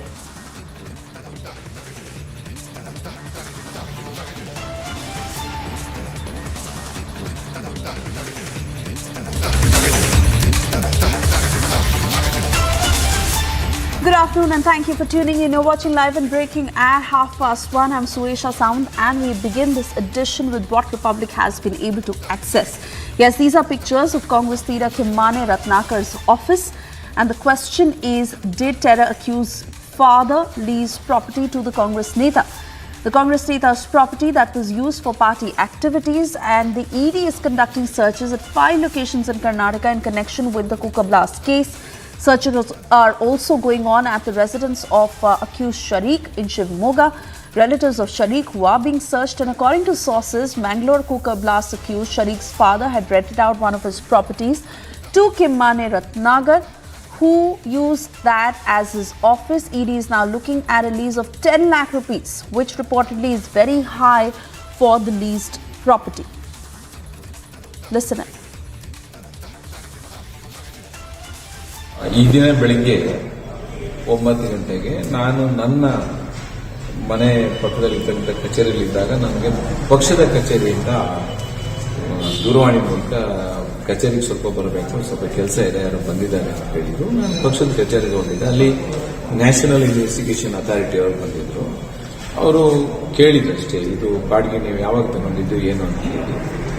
ಅವರು ನಾವು ಅದನ್ನು 10 ಲಕ್ಷ ರೂಪಾಯಿ ಹಣ ಕೊಟ್ಬಿಟ್ಟು 2015 ಇಸ್ವಿಯಲ್ಲಿ ಬಾಡಿಗೆ ತಗೊಂಡ್ವಿ. ಹಾಸಿಮ್ ಅಂತ ಅವ್ರ ಹತ್ರ ನಾವು ಬಾಡಿಗೆ ತೆಗೆದುಕೊಂಡಿದ್ವಿ 8 ವರ್ಷದ ಲೀಸಿಗೆ 10 ಲಕ್ಷ ರೂಪಾಯಿ ಕಟ್ಟಬೇಕು. ಪ್ರತಿ ತಿಂಗಳ 1000 ರೂಪಾಯಿ ಕಟ್ಟಬೇಕು ಅಂತ ಹೇಳಿ ಪ್ರತಿ ತಿಂಗಳು 1000 ರೂಪಾಯಿ ನಮ್ಮನ್ನ ಡಿಸೆಂಬರ್ 31ರವರೆಗೆ ಕಟ್ಟಿದ್ದೀವಿ. ಮತ್ತೆ ಅವರಿಗೆ ನಾವೇನು ಹೇಳಿದ್ದೀವಿ, ನೀವು ಯಾವತ್ತು 10 ಲಕ್ಷ ರೂಪಾಯಿ ನಮಗೆ ಠೇವಣಿ ಹಣ ವಾಪಸ್ ಕೊಡ್ತೀರಿ, ತಕ್ಷಣ ನಾವು ಅದನ್ನು ಬಿಟ್ಕೊಡ್ತೀವಿ ಅಂತ ಹೇಳಿದ್ದೀವಿ. ಆ ಹಾಸಿಮ್ ಕುಟುಂಬಕ್ಕೂ ನಮಗೆ ಇರೋದು ಏನಿದ್ರು ಬಾಡಿಗೆ ಮತ್ತು ಮಾಲೀಕರ ಸಂಬಂಧ ಬಿಟ್ಟರೆ ಬೇರೆ ಏನು ಪಕ್ಷದ ಏನಿಲ್ಲ. ಪಕ್ಷದಕ್ಕೂ ಅದಕ್ಕೂ ಸಂಬಂಧ ಇಲ್ಲ. ಮಾಧ್ಯಮಗಳಲ್ಲಿ ಪಕ್ಷದ ವಿಚಾರ, ನನ್ನ ಮನೆ ವಿಚಾರ ಎಲ್ಲ ಮಾತಾಡ್ತಾ ಇದ್ದಾರೆ. ಅದು ಬಿಜೆಪಿ ಕಪೋಲಕಲ್ಪಿತ. ಆ ಹಾಸಿಮಿಗೂ ಜ್ಞಾನೇಂದ್ರ ನಮ್ಮ ಹೋಮ್ ಮಿನಿಸ್ಟ್ರಿಗೆ ಏನು ಸಂಬಂಧ ಇದೆ ನನಗೆ ಗೊತ್ತಿಲ್ಲ. ಉಳಿದ ಮಾಹಿತಿ ಅವ್ರ ಹತ್ರ ಇದೆ. ಯಾಕೆಂದ್ರೆ ಈ ತೀರ್ಥಹಳ್ಳಿನಲ್ಲಿ ಎಲೆಕ್ಟ್ ಆಗಿದ್ದಾರದವರು ಹೋಮ್ ಮಿನಿಸ್ಟರ್ ಅವರಿದ್ದಾರೆ, ಅವ್ರಿಗೆ ಮಾಹಿತಿ ಇರುತ್ತೆ. ಅವರು ಸಾಧ್ಯವಾದಷ್ಟು ಮಟ್ಟಿಗೆ ಕೋಮು ಗಲಭೆಯ ತೀರ್ಥಹಳ್ಳಿನಲ್ಲಿ ಸೃಷ್ಟಿ ಮಾಡ್ತಕ್ಕಂಥವ್ರು ಅವರೇ ಆಗಿದ್ದರಿಂದ ಈ ಹಿಂದಿನ ಎಲ್ಲ ದಾಖಲೆಗಳಲ್ಲೂ ಕೂಡ ಕೋಮು ಗಲಭೆಯಲ್ಲಿ ಅವರು ಕೂಡ ಆರೋಪಿ ಆಗಿದ್ರು. ಇದನ್ನ ಮತ್ತೊಂದು ಏನಾದ್ರು ಮಾಡೋದಕ್ಕೆ ಪ್ರಯತ್ನ ಮಾಡ್ತಿದ್ದಾರೆ ಏನೋ ಗೊತ್ತಿಲ್ಲ. ನಮಗೂ ಹಾಸಿಮ್ ಕುಟುಂಬಕ್ಕೂ ಇರೋ ಸಂಬಂಧ ಬಾಡಿಗೆ ಮತ್ತು ಬಾಡಿಗೆದಾರ ಮತ್ತು ಮಾಲೀಕನ ಸಂಬಂಧ ಬಿಟ್ಟರೆ ಬೇರೆ ಏನೂ ಇಲ್ಲ. ಮತ್ತೆ ಕೆಲವೊಂದು ಚಾನೆಲ್ನಲ್ಲಿ ಕಿಮ್ಮನವರ ಮನೆಗೆ ರೈಡ್ ಮಾಡಿದ್ರಂತೆ. ಯಾವ ರೈಡು ಬಂದಿಲ್ಲ, ಎಂಥದ್ದು ಬಂದಿಲ್ಲ. ಮನೆಗೆ ಹೋದ್ರೆ ಒಂದು 10,000 ರೂಪಾಯಿ ದುಡ್ಡು ಸಿಗೋದಿಲ್ಲ ಅವ್ರಿಗೆ. ನಮ್ಗೆ ಏನಾದ್ರು ಕೊಟ್ಟು ಹೋಗ್ಬೇಕು. ಇಡಿ ಅವ್ರು ಏನಾದ್ರು ಬಂದ್ರೆ ಅವ್ರು ಕೊಟ್ಟು ಹೋಗ್ಬೇಕು ಅಷ್ಟೇ ಹೊರತು ನಮ್ಮಿಂದ ತಗೊಂಡು ಹೋಗಕ್ಕೆ ಏನಿಲ್ಲ. ಏನು ಫ್ರಿಡ್ಜ್ ಗಿಜ್ಜು ಸೋಫಾ ಎತ್ಕೊಂಡು ಹೋಗ್ಬೇಕು ಅಷ್ಟೇ, ಬೇರೆ ಏನಿಲ್ಲ. ಆದ್ರಿಂದ ಸುಮ್ಮನೆ ಸುಳ್ಳು ಸುದ್ದಿಯನ್ನ ಬಿಜೆಪಿಯವರು ಹರಿಸ್ತಾ ಇದ್ದಾರೆ. ಅದಕ್ಕೆ ಪೂರಕವಾಗಿ ಕೆಲವು ದೃಶ್ಯ ಮಾಧ್ಯಮಗಳು ಪೂರಕವಾಗಿ ನಡ್ಕೊತಾ ಇದ್ದಾರೆ, ಉದ್ದೇಶಪೂರ್ವಕವಾಗಿ. ಕಾಂಗ್ರೆಸ್ ಅಂತ ಹಾಗಂತ ಹೀಗೆ ಅಂತ ಹೇಳಿ ಅದು ಬಿಜೆಪಿಯ ಕಪೋಲ ಕಲ್ಪಿತವಾದ್ದು. ಇದು ಚುನಾವಣೆ ಬಂದಿದ್ರಿಂದ ಇದರೊಳಗೆ ಏನಾದ್ರು ಲಾಭ ಆಗತ್ತಾ ಅಂತ ಒಂದು ಪ್ರಯತ್ನ. And we are cutting across to more breaking news coming in this connection as the NIA has arrested another 2 terror operatives.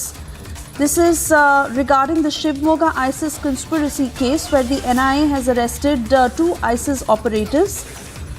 relating to a conspiracy hatched by accused persons to further the terror activities of IS in India. The case that was initially registered an FIR, and details of the accused persons arrested today are also with Republic right now. I want to bring in Prajwal, who's tracking every single detail on this story. Prajwal, tell us more of the two arrests that have been made, and of course the NIA continuing with the search. This particular office that is also under the scanner, but we'll come to that later. Latest on the two arrests made. Is showing that on the 10th of January, which on the 10th of January, which was yesterday, it is being learnt that two other ISIS operatives have been nabbed by the NIA, and both of them were radicalized by the prime accused in the Shimoga trial blast case.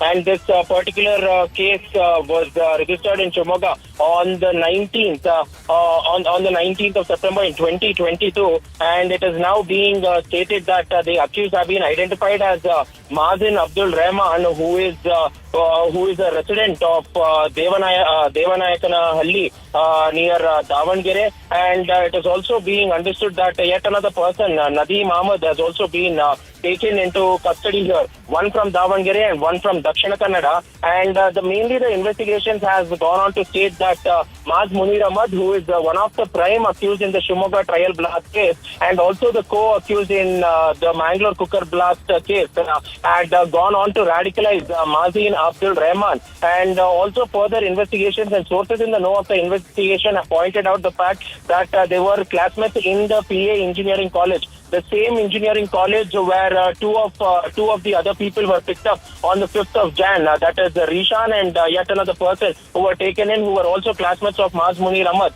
And it is also now being understood that Nadeem, the second accused who is being picked up in relation with the Shimoga trial blast case, was radicalized by Syed Yasin, who was an expert in assembling the bombs, had radicalized Nadeem, and he had also gone on to procure explosive materials by giving him cash too. And the accused persons, their houses has been wrecked, and it is also being stated that both these accused who have been arrested by the NIA had, they were part of a larger conspiracy, and they had also committed cases of arson, and there are also previous cases which has been registered against them in the Shimoga town police station at Davangere and as well as in Dakshina Kannada too. And now 4 people initially were taken into custody, which also includes Maz, Rishan and Yasin as well.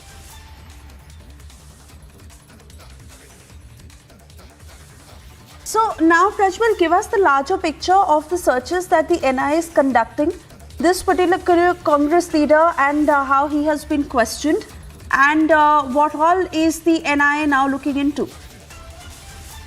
Now, this particular Congress leader that we are speaking about is Kimmane Ratnakar, and in fact, these raids were conducted by the Enforcement Directorate.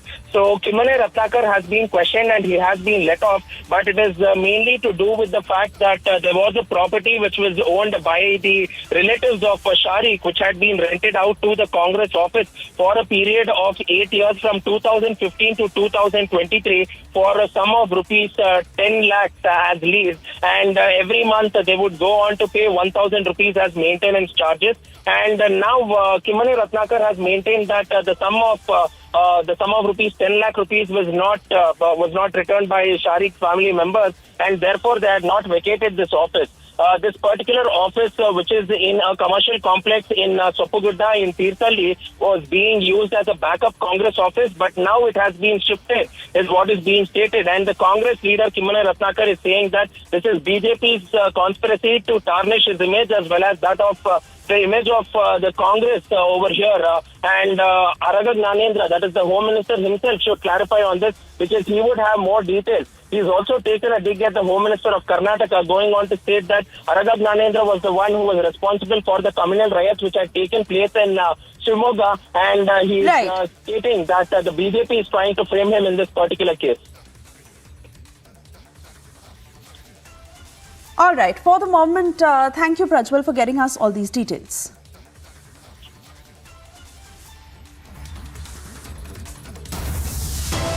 On that note, we step into a very short commercial break. On the other side, we get you details in Bihar's Buxar, where Nitish's cops barged into the homes of farmers and assaulted them. The brutality that has been exposed on tape.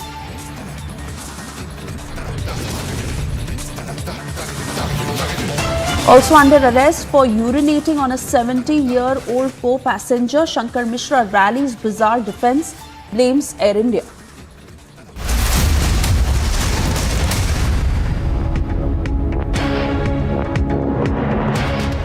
It is only the Republic Media Network's non-stop campaign, Arrest Shankar Mishra, is a national demand. Sir, were you negligent? Sir, you didn't perform your duty.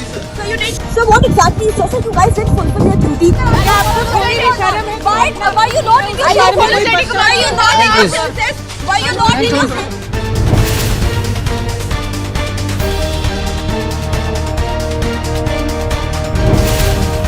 Shankar, are you ashamed? Shankar, are you ashamed of yourself? Shankar, are you?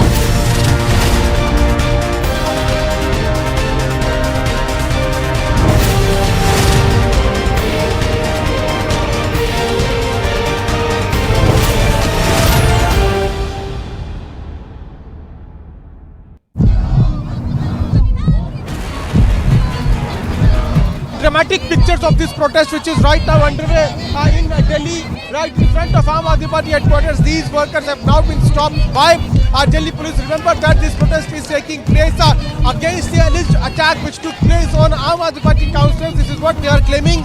They are saying that LG and the BJP are indulged in killing constitution, and that is why they are protesting here.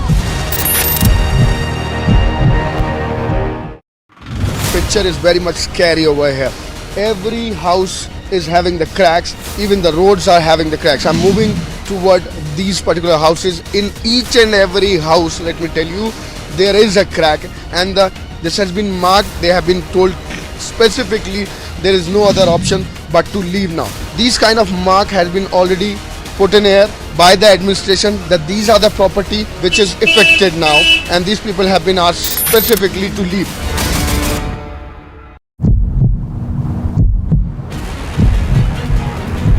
We are reporting right from the BJP protest that was marching towards the Chief Minister's residence. You can see how the barricades have been broken over here. The BJP workers. The Jain community here in Hyderabad are taking out a massive rally. As you can see the visuals here, a massive rally being taken out by the Jain community, asking the central government to put a ban on the Jharkhand government's order to put Summit Mukherjee as an ecotourism place. They will be moving ahead to the collector office, and also they will be submitting a memorandum to the collector. And also, as you can see, everyone here holding placards saying "Save Summit Mukherjee."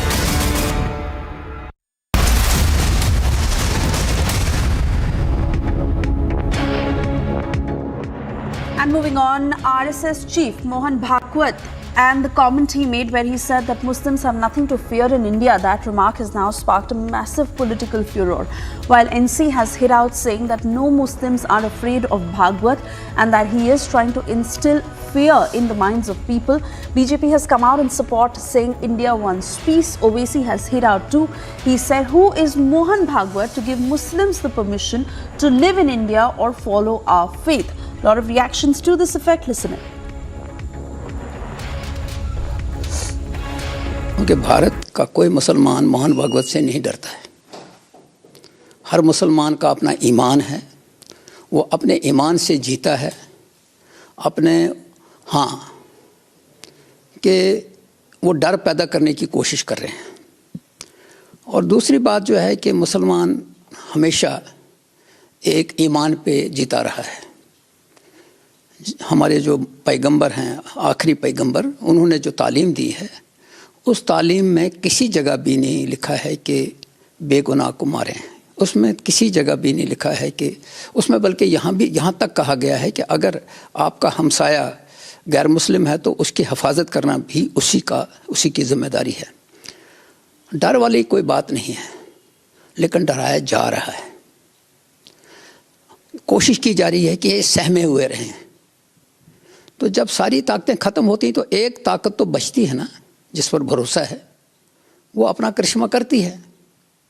तो मैं समझता हूं कि उन्होंने जो ये बात की है, किस कॉन्टेक्स्ट में बात की है, दबाने की कोशिश नहीं करें।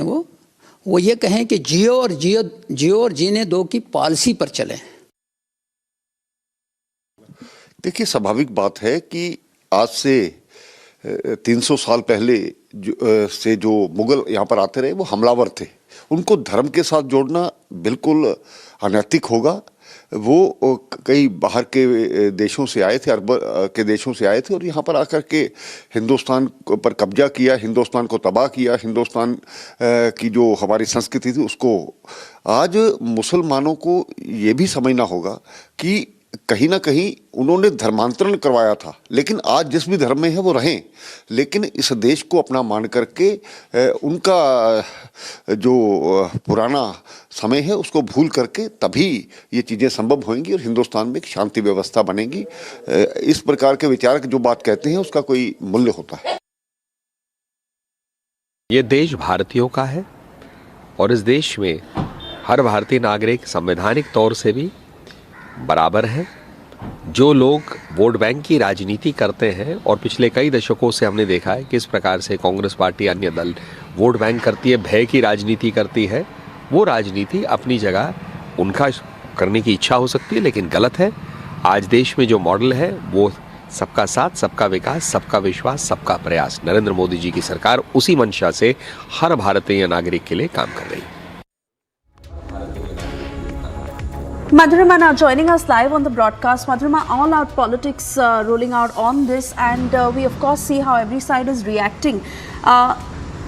Also, one way of looking at this, because if Mohan Bhagwat doesn't make a statement to this effect, then the whole narrative is pushed of how minorities are being targeted. And now that he is speaking, we hear from the opposition saying, and especially Owaisi, as to who is Mohan Bhagwat to give permission to Muslims. Really being taken into very many ways of the context that is being driven out of this. How are you looking at this? Well, Suesha, it's a classic example of damned if you do, damned if you don't. These opposition parties who are trying to mint political benefit out of this communal politics are at it again. Where Mohan Bhagwat was just stating mere facts of the history that Muslims invaded India, and yes, because of there were multiple unruly rulers as well who have ruled the throne of India for a very, very long time. And during those times, people did convert for safety, and this is a fact that he was highlighting. And even at the same time, he pressed upon the fact that no matter what faith you are following, it is your personal view, and nobody should really interfere in that. Remember, even at the time when the Gyan Vyapi Mosque controversy was at its pinnacle, Mohan Bhagwat. Right. Madhurima there getting us details on it. For the moment, we also have to slip into a very short commercial break. A quick check of the big stories we are tracking for you this afternoon after Republic questioned Chief Minister Bommai. Top bosses of the construction firm have now faced arrest.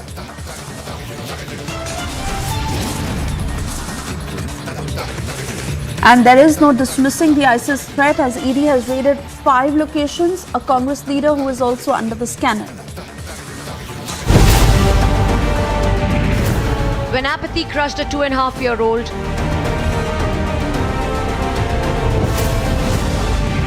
when negligence killed mother and son, Anjum sir, a 2-year-old has died. Will you take up moral responsibility? Will you resign from your post? If you feel that my resignation is going to bring back that life, definitely I would like to. We don't preach journalism, we practice it. Republic is the news. QS&THE, the world's foremost university rankings organizations, have ranked Amity amongst the top 3% universities globally, making it among the very few Indian universities to be included in both rankings. yet another top ranking for Amity University.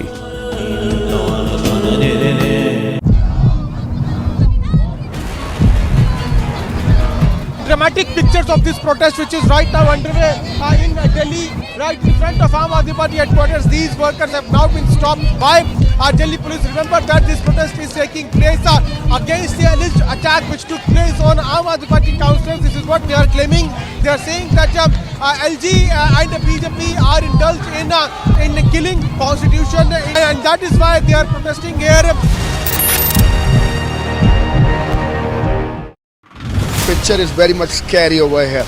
Every house is having the cracks, even the roads are having the cracks. I'm moving toward these particular houses. In each and every house, let me tell you, there is a crack, and this has been marked. They have been told specifically there is no other option but to leave now. These kind of mark has been already put in air by the administration that these are the property which is affected now, and these people have been asked specifically to leave.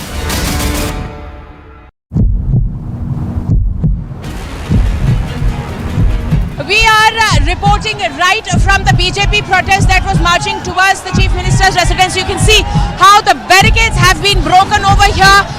The BJP workers have broken the barricades and now they are marching towards the Chief Minister's residence.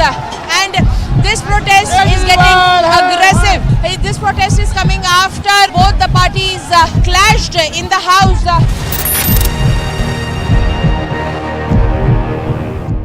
It is only the Republic Media Network's non-stop campaign, Arrest Shankar Mishra, is a national demand. Sir, were you negligent? Sir, you didn't perform your duties. Sir, you didn't. Sir, what exactly? Sir, you guys didn't fulfill your duty. Why are you not in your job? Why are you not in your Well, that's right, Nupur. We have been seeing how the government of India had come up with a GO of putting a ban on the sale of non-veg and liquor at the Samit Shikharji, the sacred temple of the Jains. And also right now, after that, also we see that the Jain community here in Hyderabad are taking out a massive rally. As you can see the visuals here, a massive rally being taken out by the Jain community. Well, this is being organized by Sanskar soldiers and also all the Jain community members. As you can see, a large number of people have come together to take part in this massive rally here. And also, this is not the first rally which we are seeing. We have been seeing how there have been massive rallies which are being organized across the country. And right now, as you can see here in Hyderabad, massive rally being organized asking the central government to put a ban on the Jharkhand government's order to put Samit Shikharji as an ecotourism place. But also at the same time, now you can see all the people here in Hyderabad have been coming together, holding a massive protest. They will be moving ahead to the collector office, and also they will be submitting a memorandum to the collector. And also, as you can see, everyone here holding placards saying "Save Samit Shikharji" and "Save Palitana." As you can see, now monks also have been taking part in this massive rally which is being taken out by the Jain community. And also at the same time, now we see large number of people coming together demanding that the central government should come up with a proper GO, proper orders, that they should not convert the Samit Shikharji temple into an ecotourism place. Moving into a short break. On the other side, getting you details, as there is no dismissing of the ISIS threat. ED has conducted raids across 5 locations. Congress leaders under the scanner. Under arrest for urinating on a 70-year-old co-passenger, Shankar Mishra rallies bizarre defense, blames Air India.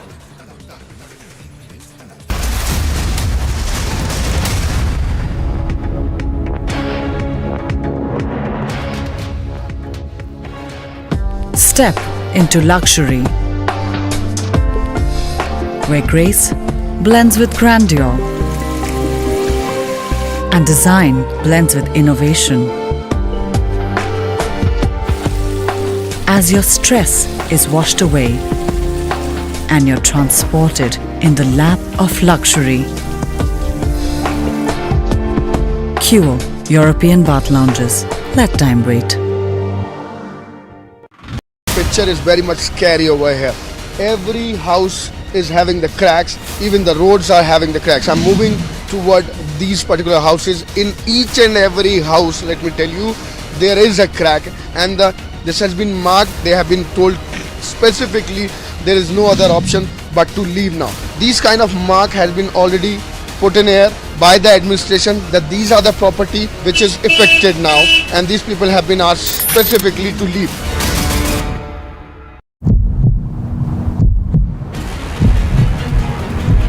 We are reporting right from the BJP protest that was marching towards the Chief Minister's residence. You can see how the barricades have been broken over here. The BJP workers have broken the barricades and now they are marching towards the Chief Minister's residence. And this protest is getting aggressive. This protest is coming after both the parties clashed in the house.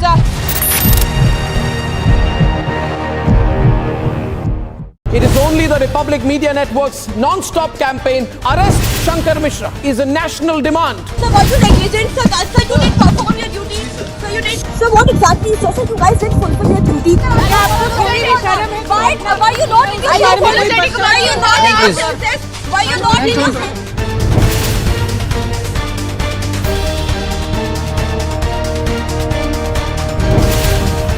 Shankar, are you ashamed? Shankar, are you ashamed of yourself? Shankar, are you?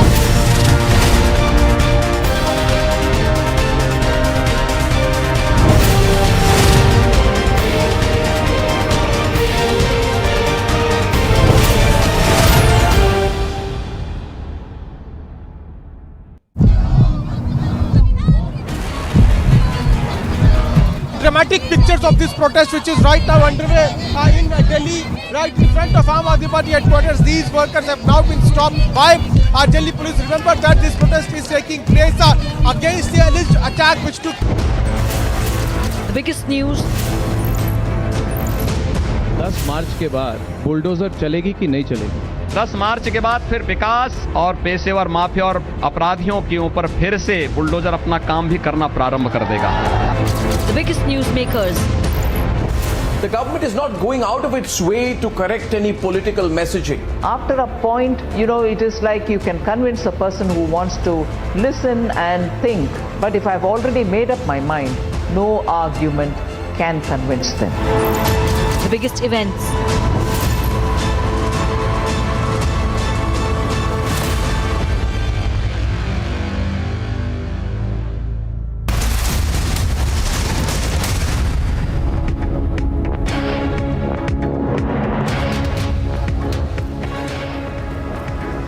Thanks for tuning in this Wednesday afternoon. We are live and breaking. I'm Mishra. Let's get started with the top headlines you're tracking this Wednesday afternoon. After Republic questioned Chief Minister Bommai, top bosses of construction firm now face arrest. In Bihar's Buxar, Nitish's corpse barged into homes and assault farmers, brutality exposed on tape. No dismissing ISI's threat, ED raids across 5 locations, Congress leader now under scanner.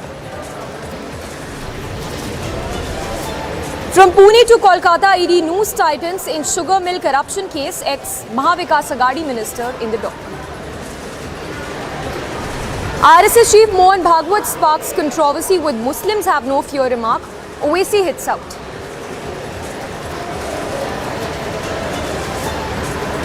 And under arrest for urinating on a 70-year-old co-passenger, Shankar Mishra rallies bizarre defense, blames Air India.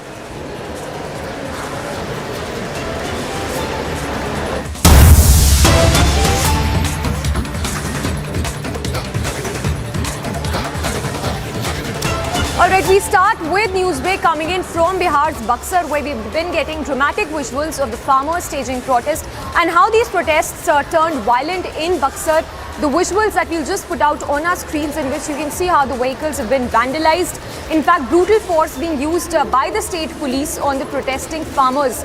Meanwhile, the politics over it that has already begun, with the BJP now questioning Nitish government over the crackdown on farmers. So this, of course, after we got you those visuals in which we saw how the police was seen barging into the residence of the farmers and using force on those farmers. We'll just play out that reaction as well of the BJP, but the visual there on your screens of how the vehicles were set ablaze and this, of course, after the police barged into the residence of the farmers. Let's listen into that reaction coming in from BJP's Gaurav Bhatia.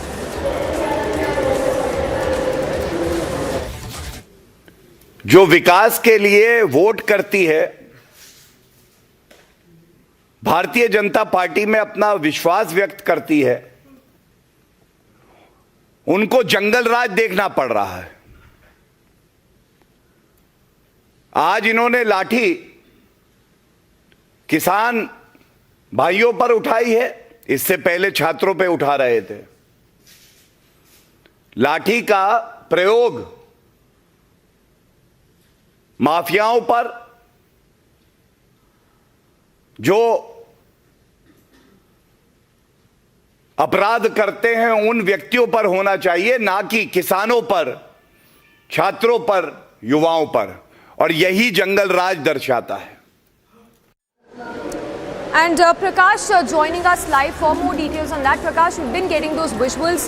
In fact, we're also putting out those visuals on our screens in which we can see how the police forcefully entered the houses of those farmers and used that brutal force. Any reaction, any word that has come in from the ruling dispensation from the state as of now?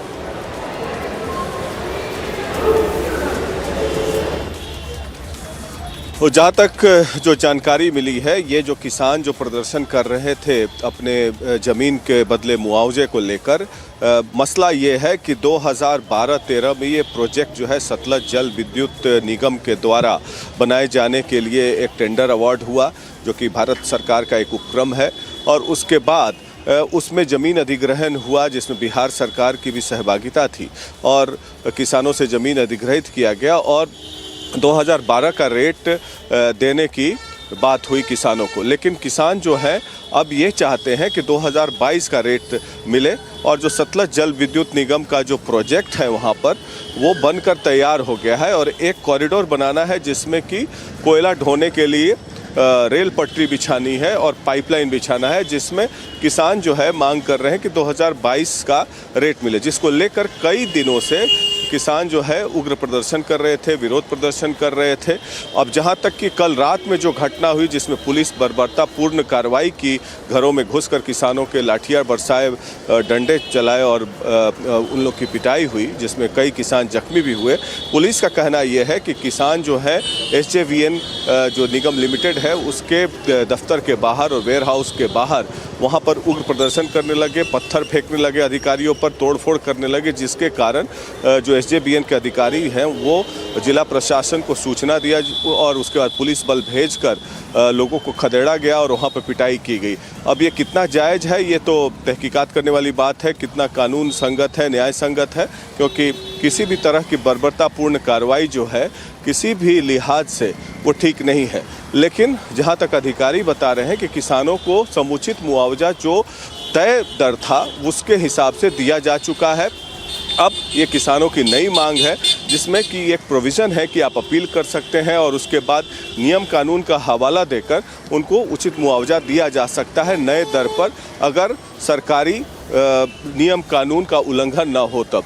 अब सरकार के अपने कायदे कानून होते हैं, जैसे कि अधिकारियों का कहना है उस हिसाब से वो चल सकते हैं, नहीं तो फिर वो कोर्ट में लिटिगेशन का मामला हो जाता है। लेकिन किसान आमदा है कि उनको 2023 का नया दर मिले, जिसको लेकर विरोध प्रदर्शन हुआ। और आज जो हुआ, जिसमें कल की रात की घटना के प्रतिशोध में SJVN कार्यालय के जितनी गाड़ियां थी, उनके ऑफिसेस थे, उसको जलाकर राख कर दिया गया। उसके बाद वहां पर जिला प्रशासन और पुलिस के अधिकारी पहुंचे और वहां पर इस सिचुएशन को अंडर कंट्रोल किया। अभी जो है माहौल शांतिपूर्ण है, वहां पर कोई तनाव की स्थिति नहीं है, पुलिस नज़र बनाए हुए है, पुलिस चौकस है वहाँ पर और कड़ी निगरानी कर रहा है। Back to you.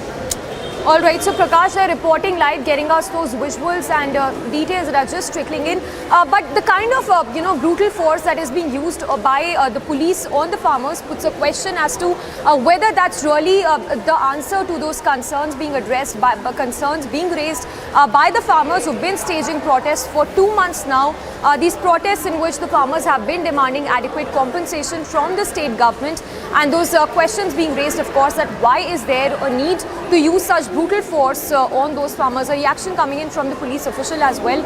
Let's listen into that, and then we'll also take a look at that soundbite that has come from Tejasvi Yadav. लोग एग्रेसिव हो गए हैं, काफ़ी संख्या में लोग टूट गए हैं यहाँ पे, और प्लांट में भी तोड़फोड़ किया है, सड़कों पे भी तोड़फोड़ कर रहे हैं, कंट्रोल करने की कोशिश की जा रही है। ठीक है, जल्दी नियंत्रण में आ जाएगा। सर, वज्रवाहन को भी फूंक दिया गया, पता चल रहा है कुछ राउंड गोलियां भी चलाई गई है, क्या इसमें सर? इतनी जानकारी नहीं है, पुलिस कंट्रोल करने की कोशिश कर रही है, जल्दी हम लोग कंट्रोल करेंगे। तो ये परिस्थितियाँ कितने दिन में कंट्रोल हो जानी चाहिए? हम लोग शीघ्र कंट्रोल करने की कोशिश कर रहे हैं।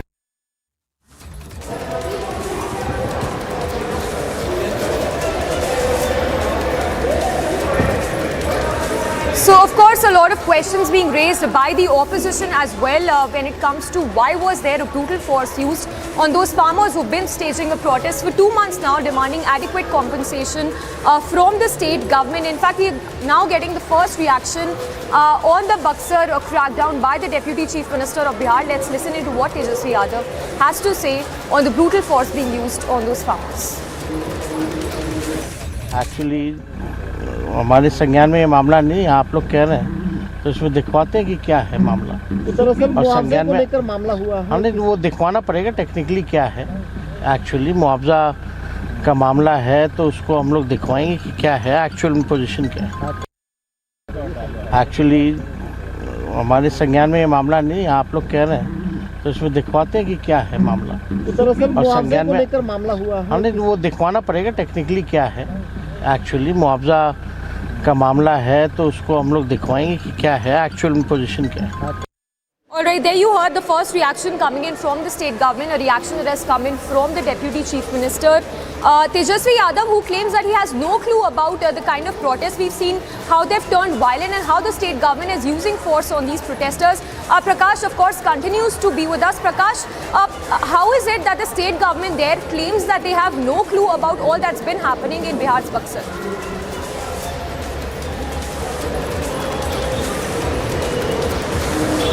Well, as a matter of fact, this is a policy matter between the concerned Satluj Jal Vidyut Nigam Limited as well as the government machinery in Buxar district of Bihar, as well as the IEADA, which is a sub-unit of the Industry Department of Bihar, which is the nodal agency for facilitating the land between the farmers as well as the Satluj Jal Vidyut Nigam Limited. So there are 4 or 5 stakeholders involved in this: the Government of India, PSU, the Bihar government, as well as the district administration. What we get to know is that from the district administration that the money has already been given to the farmers, and they have been demanding compensation of the new rate that exists in 2022-23.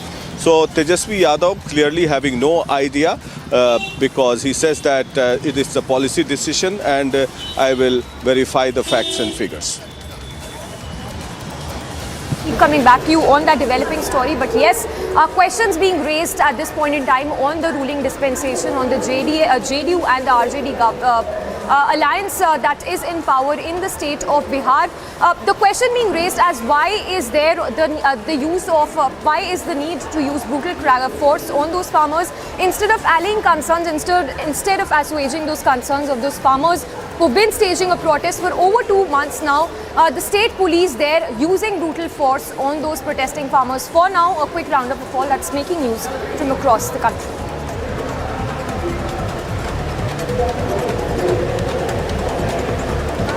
Republic exclusively accessed the bail application of Air India P-Gate accused Shankar Mishra, who is denied urinating on the passenger in his bail application, further blaming Air India and claiming that he was forced to accept the blame as the crew woke him up and blamed him.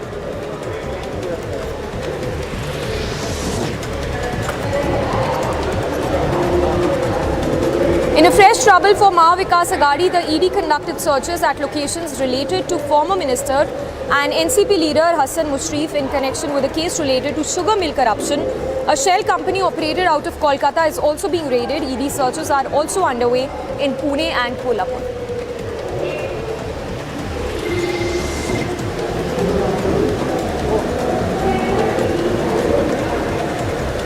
ED conducted searches over 5 locations in Karnataka in connection with the cooker blast case. Searches were also held at the residence of accused Sharik in Shivamogga. As per sources, Sharik's father had rented out one of his properties to Ratnakar to be used as an office. The public also accessed visuals of Congress leader Kimane Ratnakar's office. These exclusive visuals raise questions as to why did terror-accused father lease property to Congress Neta, and was the Congress Neta's property being used for party activities? A day after Metro Pillar claimed 2 lives in Bengaluru in a shocking case of civic apathy, Republic confronted Chief Minister Bommai, who assured a stringent action within 24 hours. ಕಾನೂನಾತ್ಮಕವಾಗಿ ಕ್ರಮ ತೆಗೆದುಕೋಬೇಕು.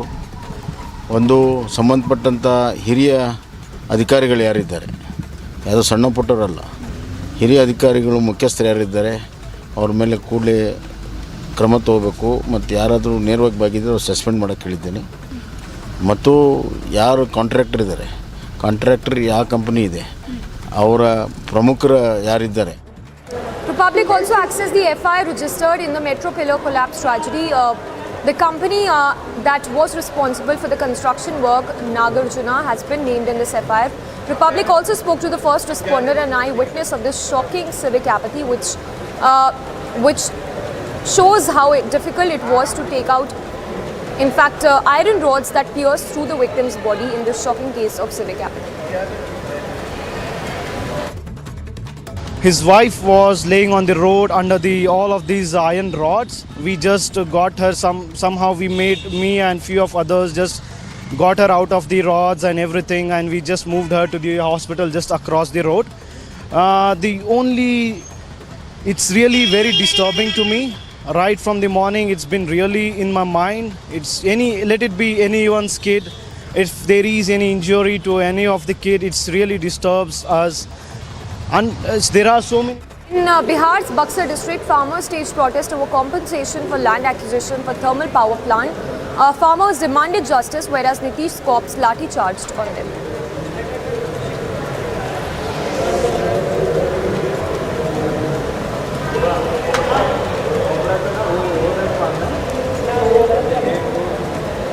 Prime Minister Modi will virtually inaugurate the 7th edition of Invest Madhya Pradesh Global Investors Summit in Indore. At the inaugural address, in fact, the Prime Minister inaugurated the 7th edition of Invest Madhya Pradesh Global Investors Summit. At the inaugural address, the Prime Minister said that India is in a better position to deal with the global investors and is moving towards becoming world's 3rd largest economy. In a proud moment for the country, S.S. Rajamouli's directed RRR has now won the 80th edition of the Golden Globe Awards for Natu Natu, which is the Best Original Song Motion Picture category.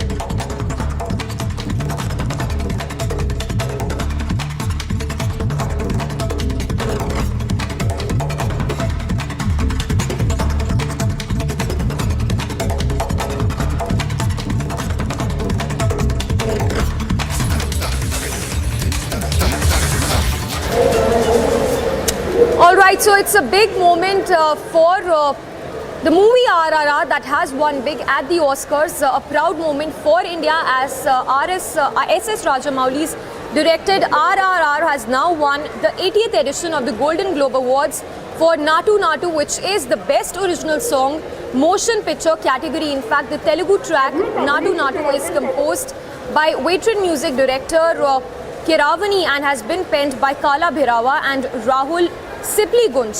The visuals there on your screens that shows the cast of The movie RRR, which has won big at the 80th edition of the Golden Globe Awards as Natu Natu song in the Best Originals, has been awarded the Best Original Song Motion Picture category. We'll try and get more voices on this as it is indeed a big moment for India and of course for Telugu cinema as well, as the RRR movie has won big at the Oscars.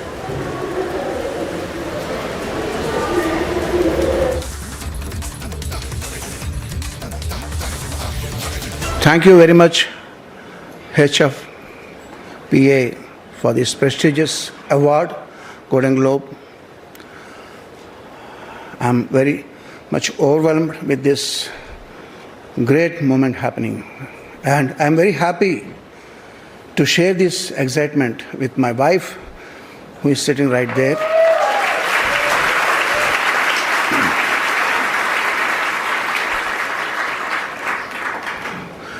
This award, it's been a practice, age-old practice, to say that this award actually belongs to someone else, not me. So I was planning not to say those words when I get an award like this.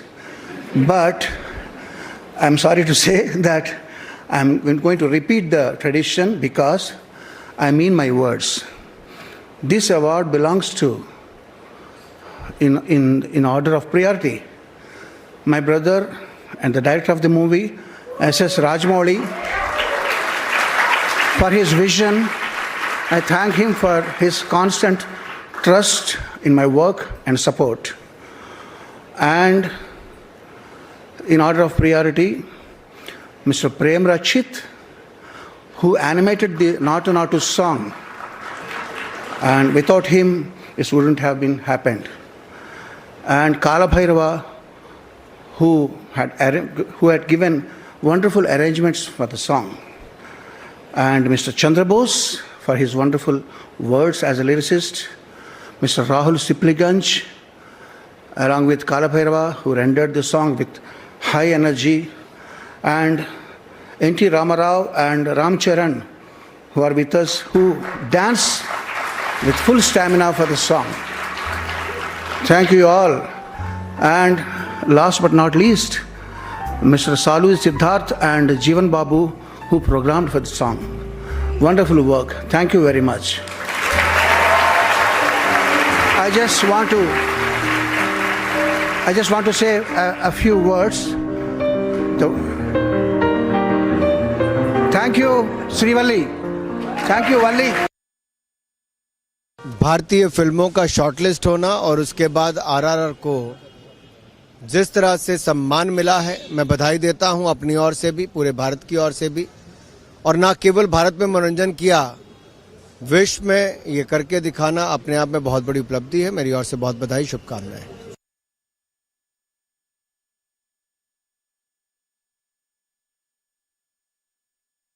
With the director, one of the stars of RRR, I keep saying it, one of my favorite movies of the year. Wow. Thank you so much. Congratulations. What a phenomenon. So I have to ask, when do you start shooting the sequel? I mean, when the film released, when it had a great reception, we toyed with the idea of a sequel. We had some few good ideas, but not a very compelling one. Then after it started finding its reception in the West, a few weeks back when I was discussing again with my father and my cousin, who are my story team, a fantastic idea came up, and we immediately started writing. But like you know, until the script is done, we can't take it forward. But we are in the process of doing that. Now, I've spoken to NTR Jr. about this. I want to get your take on this. This movie reminded me of a Marvel movie. You could be a Marvel star. Do you want to be a Marvel star? Superhero? What superhero do you want to play? Absolutely. Why not? Who is your favorite superhero? Tony Stark. Oh, NTR also said, oh no. Or maybe Captain America. Why not? Captain America right here. Pitch Marvel right now. Please. But we have amazing superheroes in India too. How about you invite one of our heroes back here? Yes, please. Yeah, that'll be great. RR here. I mean, it is just so much fun. Who got hurt the most, though, in those action sequences? No. I never hurt them. I took care of them like babies. They never got hurt. No one got. Salim Merchant, music composer, also joining us on this broadcast, sir. Indeed, firstly, congratulations. Your first thoughts on the RRR movie winning big at the Oscars. Indeed, a proud moment, not just for the country, but for the Telugu cinema in the country.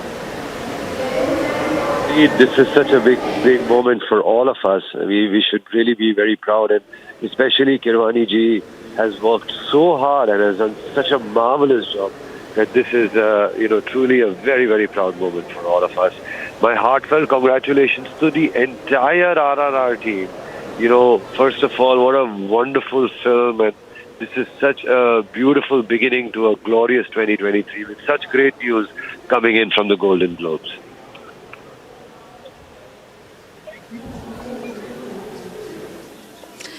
But Salim Merchant, really wanting to understand from you, where, according to you, did the song have an edge that it led on the international stage like this? Of course, we've seen the energy of the song and how at very many special screenings, be it back home or outside, the song just garnered that kind of reception.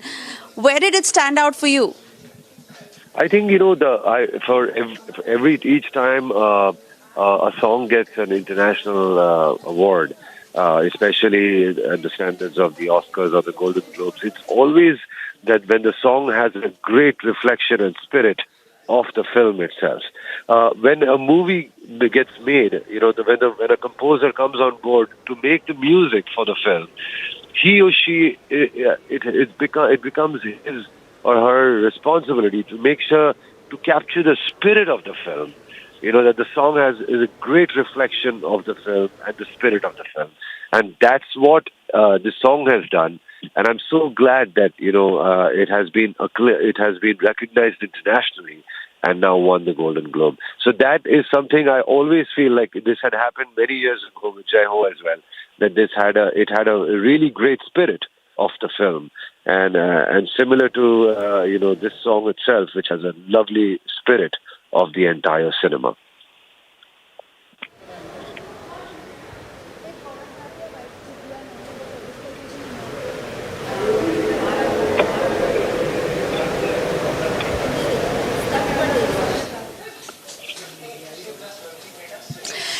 Right. And Salim, fact is that today it's a proud moment for India. It's a proud moment for all the industries, I'd say. Why just Telugu or Tamil, but even Bollywood. Like Shah Rukh Khan also tweeted saying that he was dancing to this song when he woke up in the morning.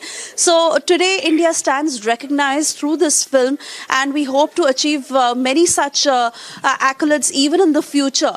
But really for you to say the connect that it formed, not just back home, but with the Western audience as well, as the music director put it, that music has no boundaries, and this is exactly what this song just proves for everyone.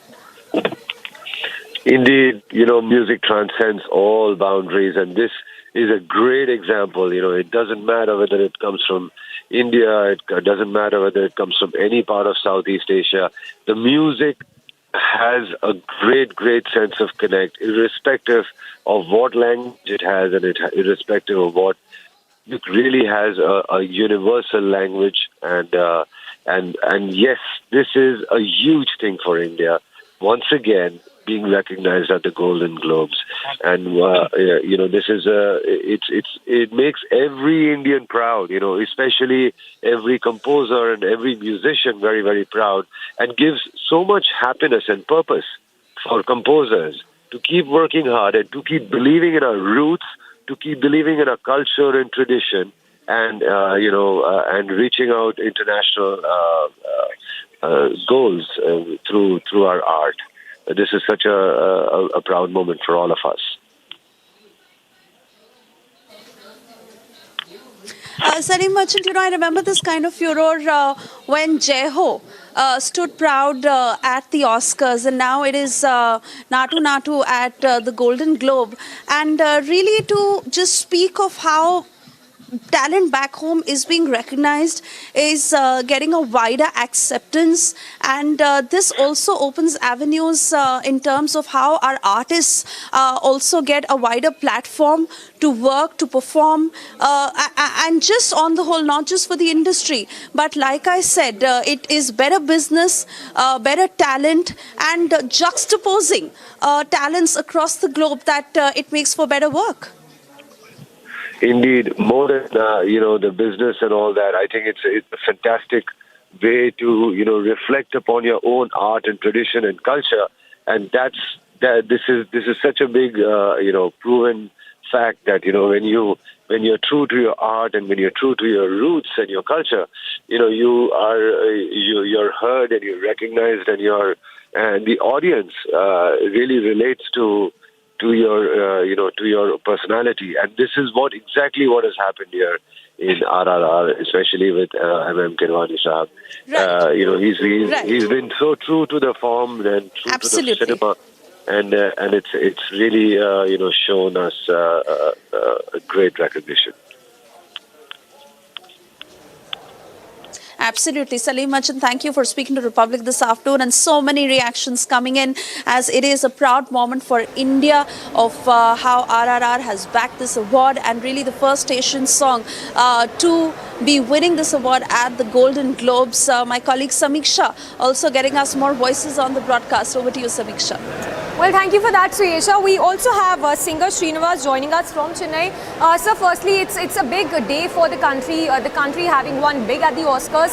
The question I wanted to ask you was, how do you think that probably it's time to really realize that how the Telugu and even regional cinema is doing quite well, especially when we talk vis-a-vis with the Hindi Bollywood cinema? I don't think there is Hindi, regional and all that. It's all the same. Music is music, whether it is Hindi or Tamil or Telugu or anything. The language is incidental. And I'm so delighted that Kirwani Garu has got the Golden Globe, and wish him well, wish him for the Oscars too. He's an incredible tune maker who has made tunes that have lasted 30, 40 years. So he's already made a mark, and now he's made an international mark, and it's great news for every musician, and especially that such a wonderful musician has got this recognition. That is what makes all of us happy. Forget the boundaries between Hindi and Tamil and Telugu and all that. There are no boundaries for artists. Right.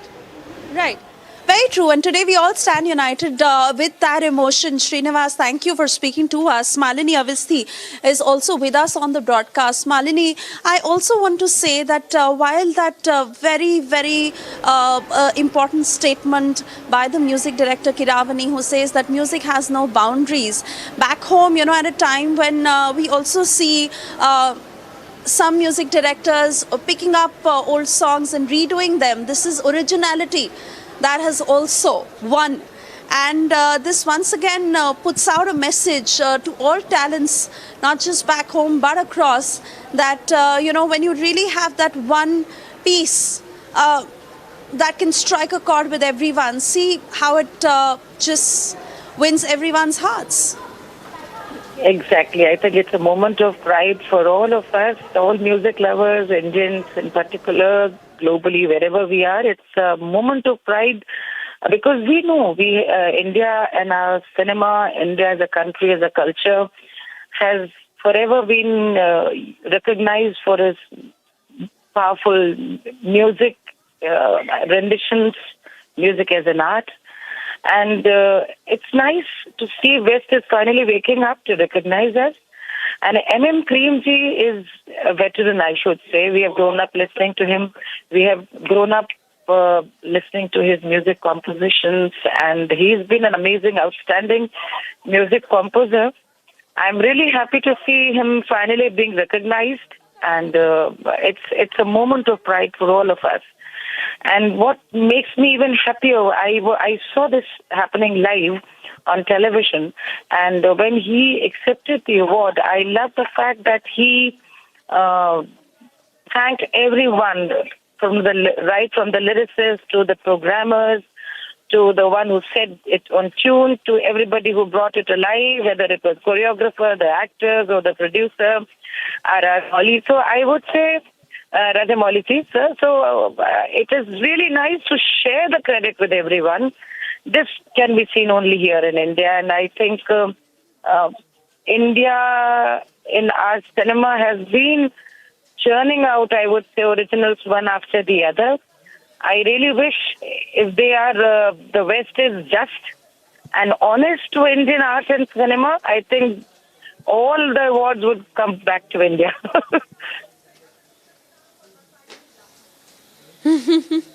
Yes, absolutely, and we hope for that too.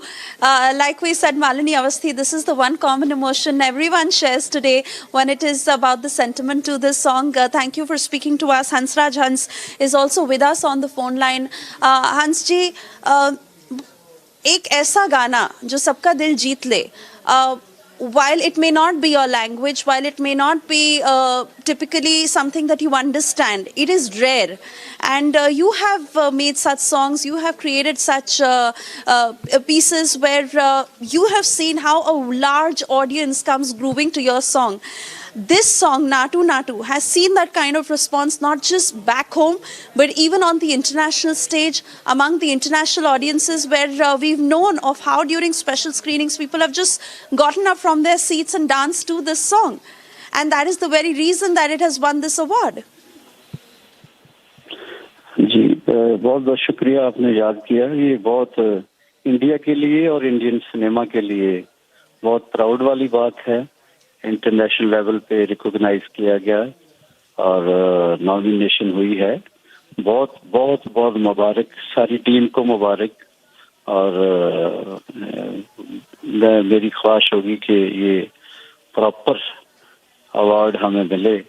और ये ऐसा ही film industry Bombay से भी, बॉलीवुड से भी हम यही उम्मीद करेंगे कि इंटरनेशनल लेवल पे हमें ये रिकॉग्नाइजेशन मिले.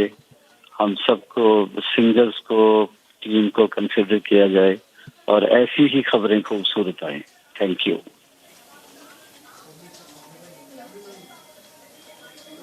Hansraj Hans speaking to Republic this afternoon as we see the very many responses coming in on a day when India stands proud. RRR has won the Golden Globe for its song Natu Natu. And let's listen in to the song that has got everyone grooving both in India and across the globe.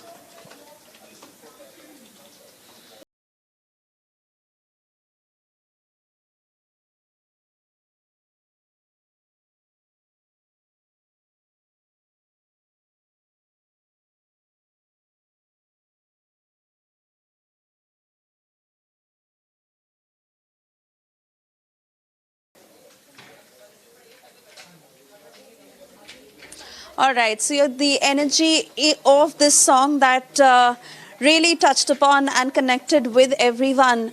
And that is the very reason that India stands proud today as this song, Natu Natu, has won the Golden Globe. The news that came early this morning. And this has become one reason why not just everyone within the industry, but across, as we see reactions pouring in, India standing proud of this creation, the originality of Natu Natu that has touched everyone's heart and has everyone grooving to this number. We saw what happened at the Golden Globe as per India time this morning when the music director of the film, Kiravani, received this award.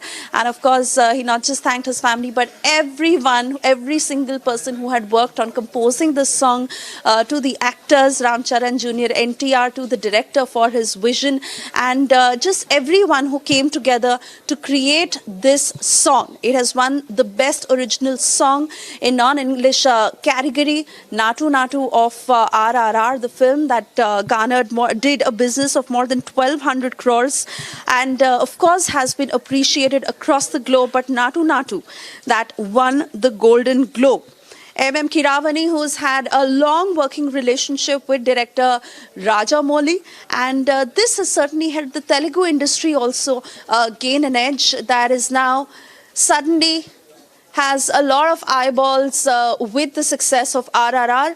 Let's play out this next report to show you the journey of the makers of this song having reached the stage. Not salsa, not flamenco, my brother. Do you know Natakutu? What's Natakutu? In a proud moment for India, RRR stole the show at the 80th edition of the Golden Globe Awards. S.S. Rajamouli's blockbuster created history for winning Best Original Song for the globally viral track Natu Natu.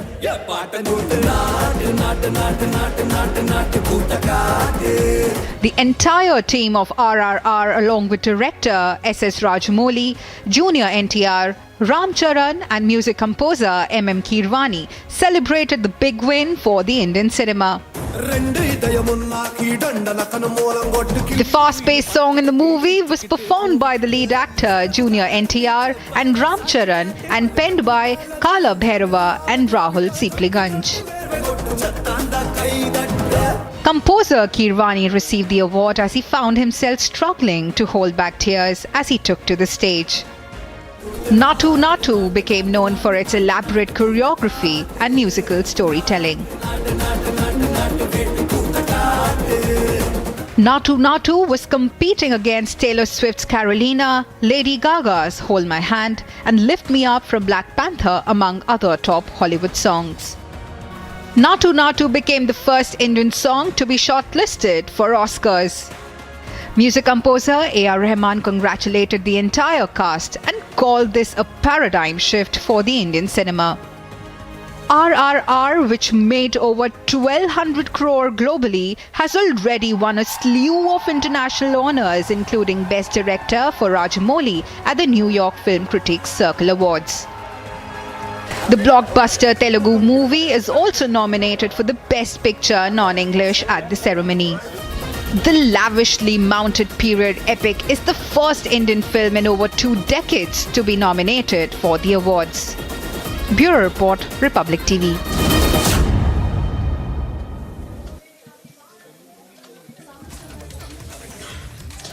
All right, so the energy of this song that certainly has managed to strike a chord with everyone across the globe, and which is the very reason why Natu Natu has bagged the Golden Globe Award. A great start to 2023, not just for the Telugu film industry, but really India on the whole. For this is an original composition, and we saw that proud moment for the entire cast and crew, where the music director of the film, M.M. Keerwani, had received the award on behalf of everyone in the film on the stage, where he delivered that speech and not just thanked his family, but also everyone who worked towards making this song, who worked towards performing to this song, and the vision of the director. Let's once again listen in to that speech on stage by the music director. And I'm very happy to share this excitement with my wife, who is sitting right there.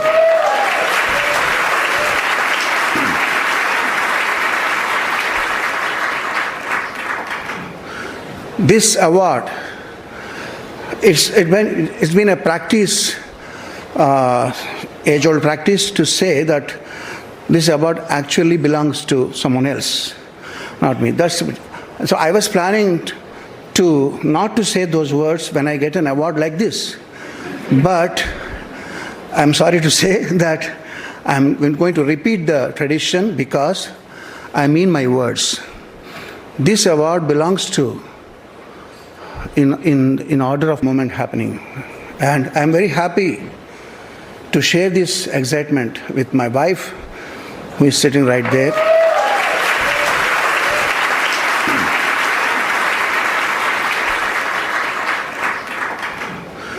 This award, it's been a practice, age-old practice, to say that this award actually belongs to someone else, not me. So I was planning to not to say those words when I get an award like this, but I'm sorry to say that I'm going to repeat the tradition, because I mean my words. this award belongs to, in order of.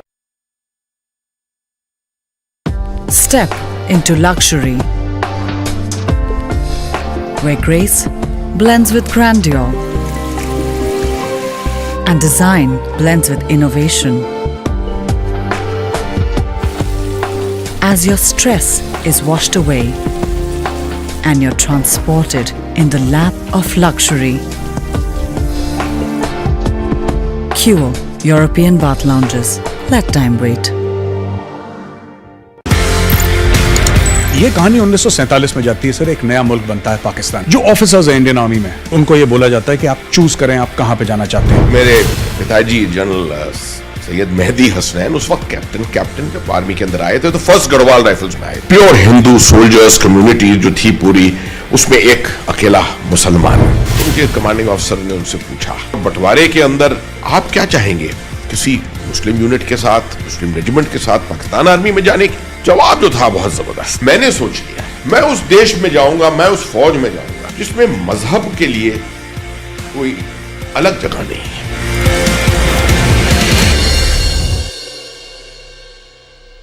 It is only the Republic Media Network's non-stop campaign, Arrest Shankar Mishra, is a national demand. Sir, were you negligent? Sir, you didn't perform your duties. Sir, you didn't. Sir, what exactly? Sir, you guys didn't fulfill your duty. Why are you not in your service? Why are you not in your service? Why are you not in your service?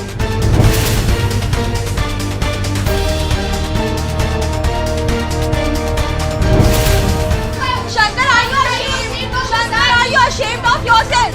Shankar, are you?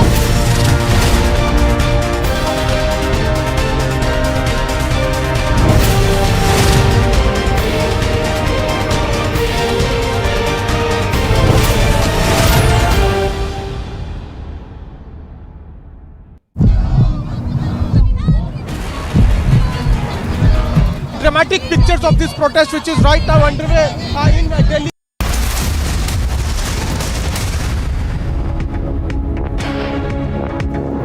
We have seen the people of Joshimath on the street and they were protesting about it. They want assurance that what exactly is going to be the compensation and how it is going to be the future. If you talk about the future strategy, what is going to be the planning of the state authority, what is going to be the planning of the state administration, how they are going to be compensated. That's something their demand was.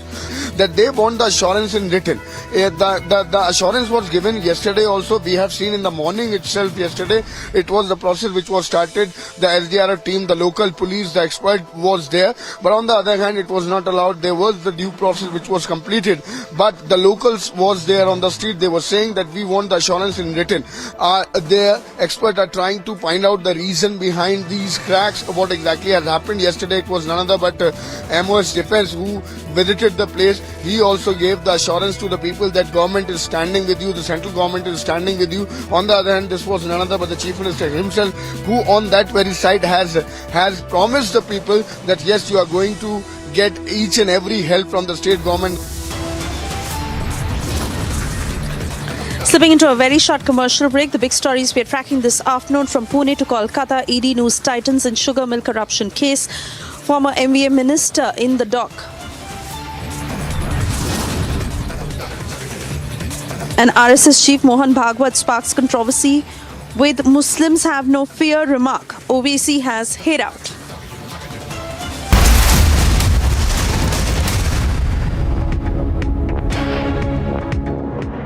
It is only the Republic Media Network's non-stop campaign, Arrest Shankar Mishra, is a national demand. Sir, were you negligent? Sir, you didn't perform your duties. Sir, you didn't. Sir, what exactly? Sir, you guys didn't fulfill your duty. Why are you not in your service? Why are you not in your service? Why are you not in your service?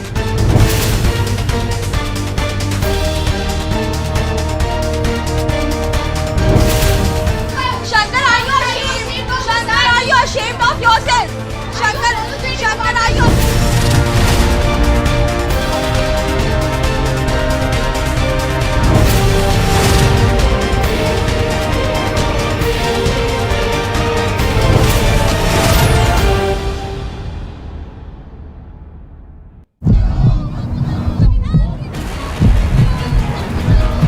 dramatic pictures of this protest which is right now underway in Delhi, right in front of Aam Aadmi Party headquarters. These workers have now been stopped by Delhi police. Remember that this protest is taking place against the alleged attack which took place on Aam Aadmi Party councillors. This is what they are claiming. They are saying that LG and the BJP are indulged in killing constitution, and that is why they are protesting here. Picture is very much scary over here. Every house is having the cracks. Even the roads are having the cracks. I'm moving toward these particular houses. In each and every house, let me tell you, there is a crack, and this has been marked. They have been told specifically there is no other option but to leave now. These kind of mark has been already put in air by the administration that these are the property which is affected now, and these people have been asked specifically to leave.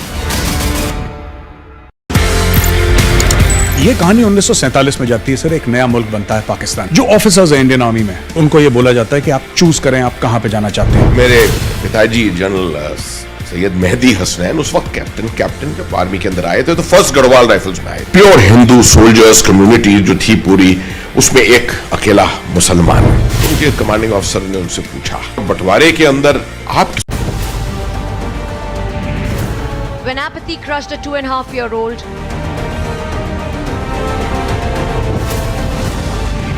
when negligence killed mother and son, Anjum sir, a 2-year-old has died. Will you take up moral responsibility? Will you resign from your post? If you feel that my resignation is going to bring back that life, definitely I would like to. We don't preach journalism. We practice it. Republic is the news.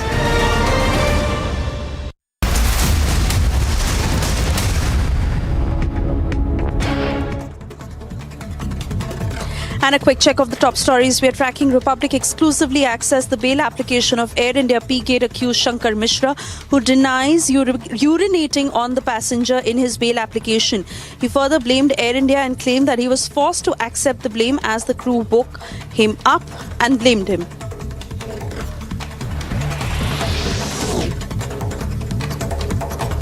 In fresh trouble for the Mahavikas Aghadi, ED conducted searches at locations related to former minister and NCP leader Hassan Mushrif in connection with a case related to sugar mill corruption. A shell company operated out of Kolkata is being raided. ED searches are underway even in Pune and Kolhapur.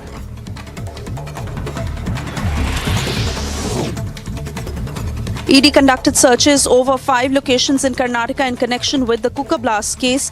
Searches were also held at the residence of accused Sharik in Shivamoga. Now, according to sources, Sharik's father had rented out one of his properties to Kimmane Ratnakar to use as an office. He is a Congress leader.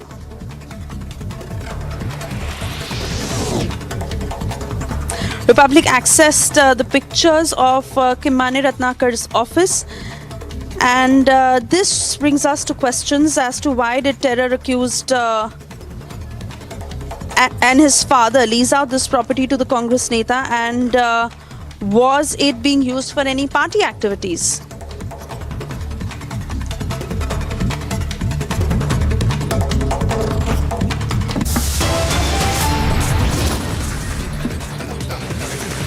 Time now for a short break. On the other side, in Bihar's Buxar, Nitish's cops barged into the homes of farmers, assaulted them. The brutality that is exposed on tape.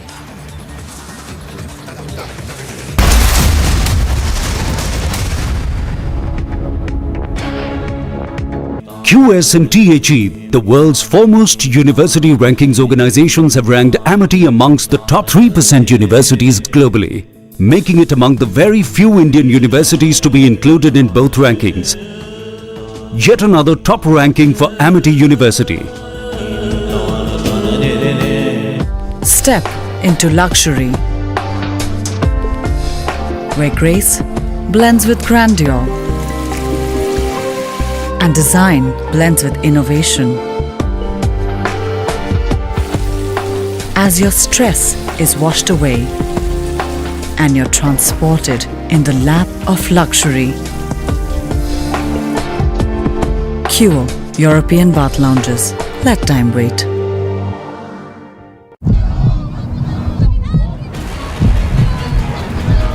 dramatic pictures of this protest which is right now underway in Delhi, right in front of Aam Aadmi Party headquarters. These workers have now been stopped by Delhi police. Remember that this protest is taking place against the alleged attack which took place on Aam Aadmi Party councillors. This is what they are claiming.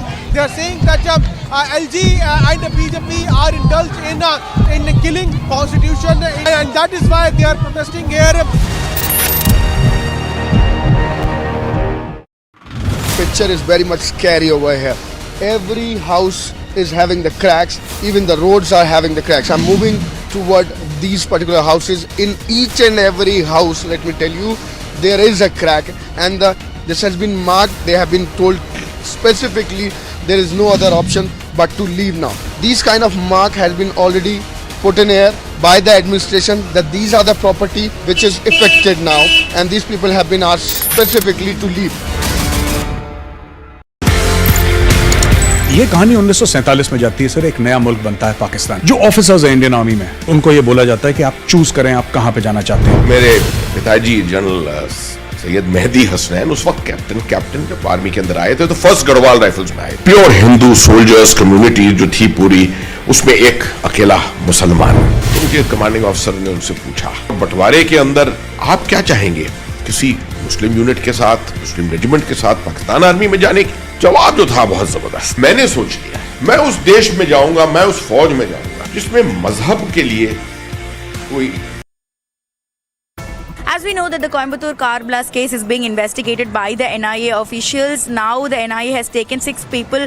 The accused who are currently in the prison have been taken under custody, and investigation is going on. Right now, last night, the NIA officials has taken 4 accused out of these 6 under their custody, and they've taken them to Coimbatore, and they've taken them to the house of the deceased in the blast case, Jamesha Mubin, and conducted investigation. Similarly, these 4 people include Sanofar Ali, Mohammad Riaz, Nawaz and Tawfiq. These people were taken to Sanofar Ali's house and the nearby other locations as well in Kotimedu and Ukkedam areas of Coimbatore to investigate more on this matter. We are now learning from sources that this happened around 11:30 p.m. in the midnight, and more details regarding the investigation is still awaited. This is Vashni Ramu along with camera person Dilip from Chennai for Republic TV.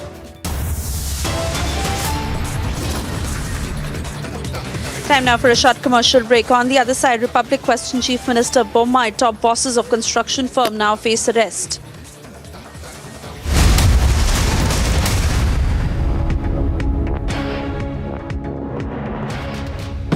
Step into luxury, where grace blends with grandeur and design blends with innovation. As your stress is washed away and you're transported in the lap of luxury. Cure European bath lounges. Let time wait. QS and THE, the world's foremost university rankings organizations, have ranked Amity amongst the top 3% universities globally, making it among the very few Indian universities to be included in both rankings. Yet another top ranking for Amity University. Picture is very much scary over here. Every house is having the cracks. Even the roads are having the cracks. I'm moving toward these particular houses. In each and every house, let me tell you, there is a crack, and this has been marked. They have been told specifically there is no other option but to leave now. These kind of mark has been already put in air by the administration that these are the property which is affected now, and these people have been asked specifically to leave. ये कहानी 1947 में जाती है sir. एक नया मुल्क बनता है पाकिस्तान। जो ऑफिसर्स हैं इंडियन आर्मी में, उनको ये बोला जाता है कि आप चूज करें आप कहां पे जाना चाहते हैं। मेरे पिताजी जनरल सैयद मेहदी हसनैन उस वक्त कैप्टन जब आर्मी के अंदर आए थे तो फर्स्ट गढ़वाल राइफल्स में आए। प्योर हिंदू सोल्जर्स कम्युनिटी जो थी पूरी, उसमें एक अकेला मुसलमान। तो मुझे कमांडिंग ऑफिसर ने उनसे पूछा, बंटवारे के अंदर आप क्या चाहेंगे, किसी मुस्लिम यूनिट के साथ, मुस्लिम रेजिमेंट के साथ पाकिस्तान आर्मी में जाने की? जवाब जो था बहुत जबरदस्त। मैंने सोच लिया मैं उस देश में जाऊंगा, मैं उस फौज में जाऊंगा जिसमें मजहब के लिए कोई अलग जगह नहीं है।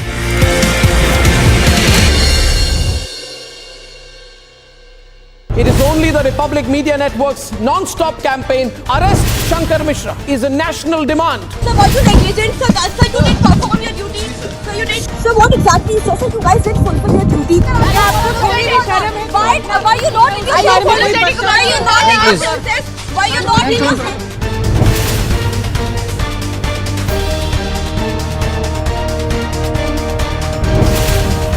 Shankar, are you ashamed? Shankar, are you ashamed of yourself? Shankar, are you? A situation between Punjab Chief Minister and IAS Officers Association is escalating, and in fact this happened after Punjab Vigilance Bureau has registered a case against serving IAS officer Nilima into a corruption case, and in fact IAS Officers Association has raised the protest against the action without taking the nod from Chief Minister and in fact the sanction from Chief Minister. And now Punjab Chief Minister Bhagwant Mann directed Chief Secretary to check the records and submit a report within 24 hours that what had happened, who has sanctioned the action against the IAS officer, and in fact how the vigilance has done this case and even registered this case against the serving IAS officer, with whose permission. The entire detailed report will be submitted by Chief Secretary to Punjab Chief Minister, and in fact to know what all has happened, and even to verify the facts that either vigilance is going on the wrong lines or vigilance is going on the right lines, just because IAS Officer Association has alleged that the action that has been taken against the serving IAS officer Nilima, that was without any sanction from the Chief Minister. Time now for a short break. On the other side, there is no dismissing ISIS threat as ED conducted raids at 5 locations. A Congress leader who is under the scanner.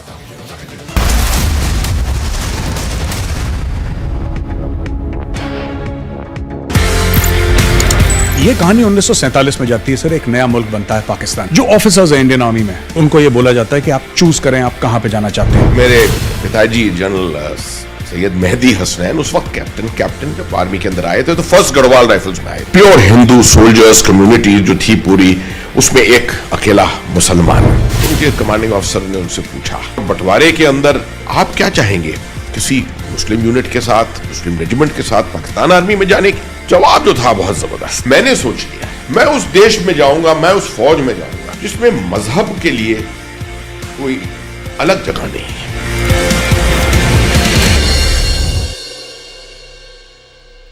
It is only the Republic Media Network's non-stop campaign, Arrest Shankar Mishra, is a national demand. Sir, were you negligent? Sir, you didn't perform your duty. Sir, you didn't. Sir, what exactly? Sir, you guys didn't fulfill your duty.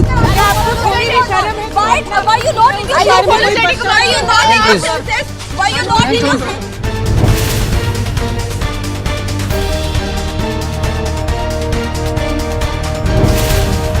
Shankar, are you ashamed? Shankar, are you ashamed of yourself? Shankar, are you?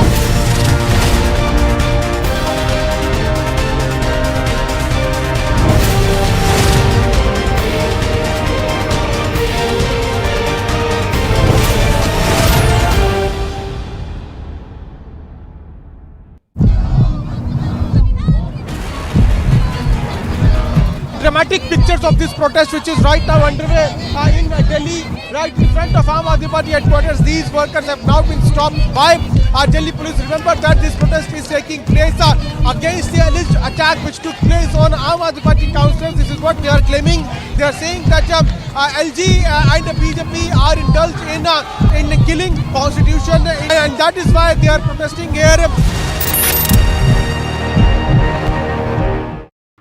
Picture is very much scary over here. Every house is having the cracks, even the roads are having the cracks. I'm moving toward these particular houses. In each and every house, let me tell you, there is a crack, and this has been marked. They have been told.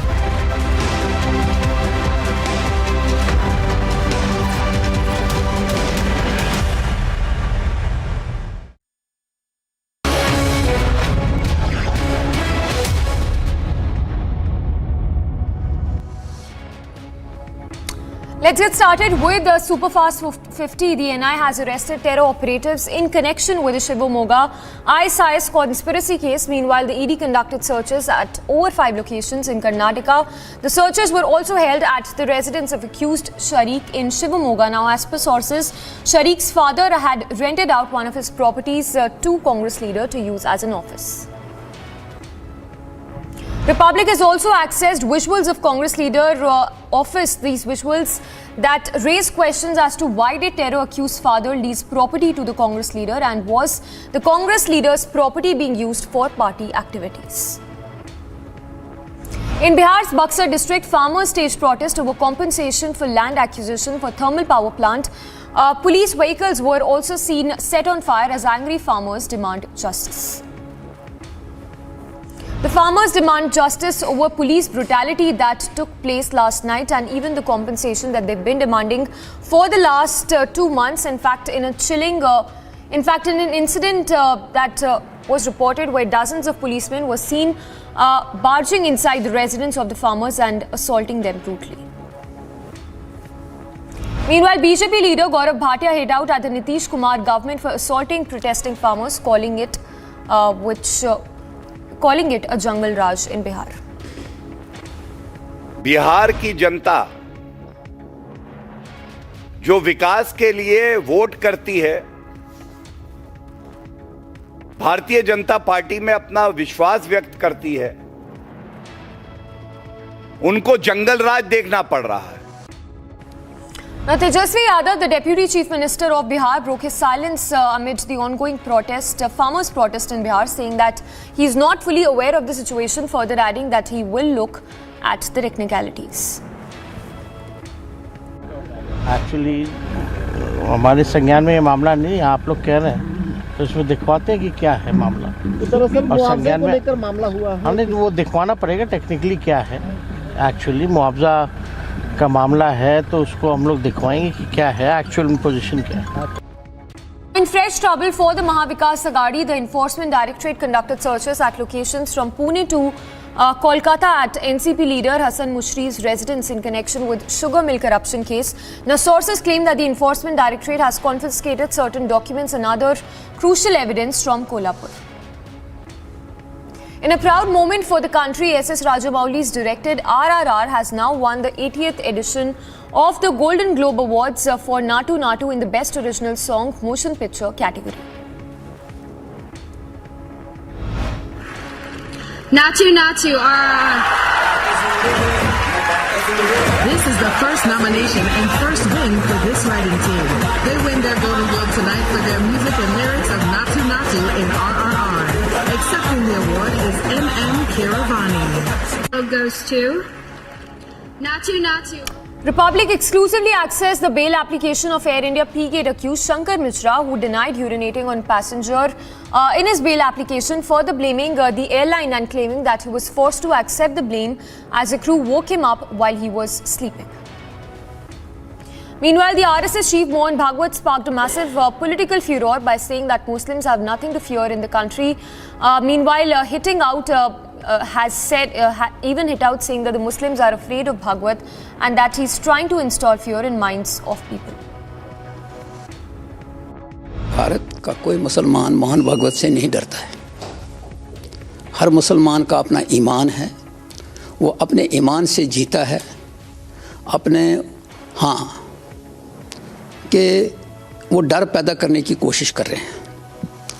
और दूसरी बात जो है कि मुसलमान हमेशा एक ईमान पे जीता रहा है.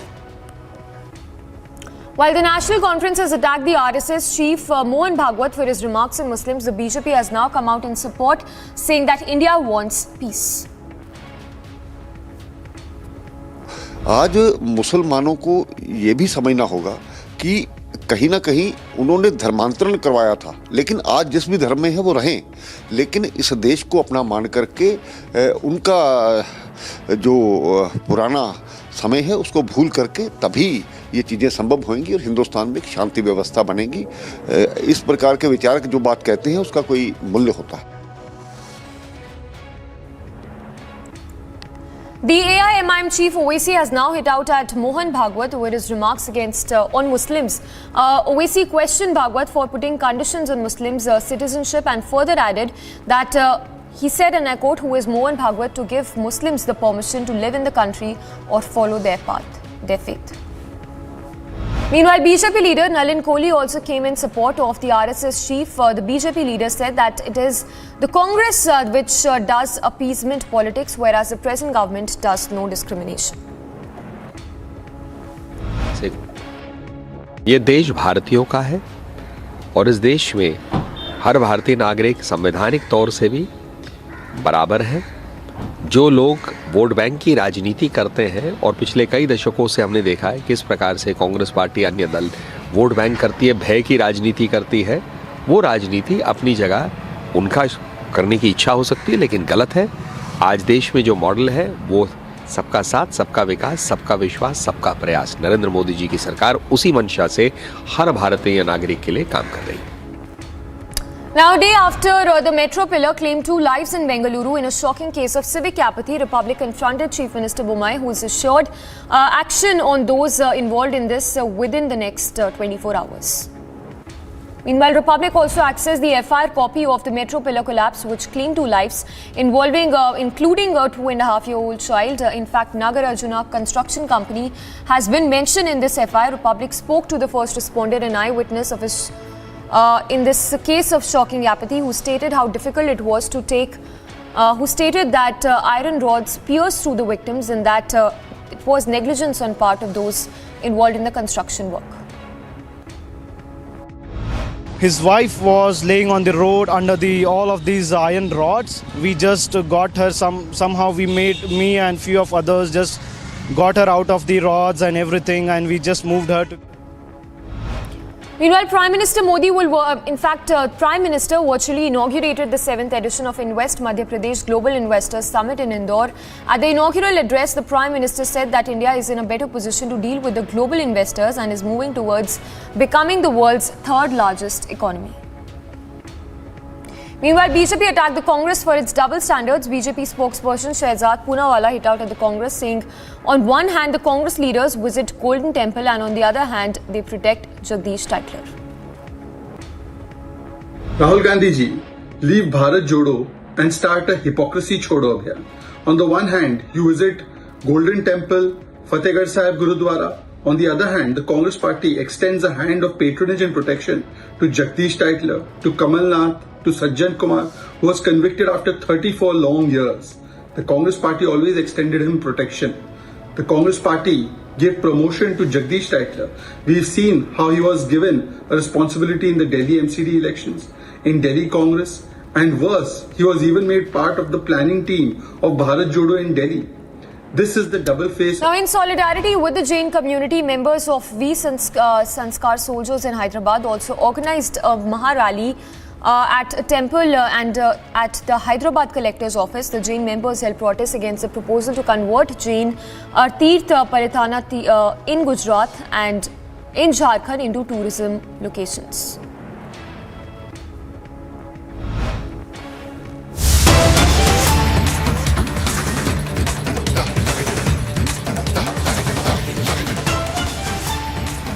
Alright, we're now getting in a news break on the Air India P-Gate controversy, the hearing for which is underway as we speak.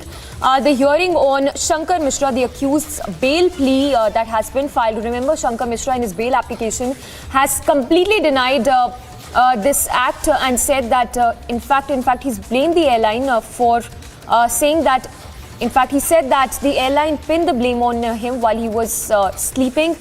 So the latest we're given to understand is that the hearing is underway and the accused lawyer has admitted that did not control drinking.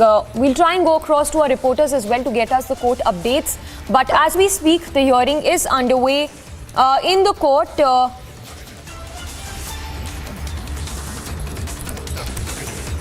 So the hearing that is now taking place in the Delhi's Patiala House Court, which has a hearing on the bail plea of accused Shankar Mishra in the case involving the accused Shankar Mishra, who urinated on his co-passenger on November 26th. We're given to understand that advocate Manu Sharma, who is appearing for Shankar Mishra, submitted that in FIR only one bailable offence is mentioned and that others are bailable offences.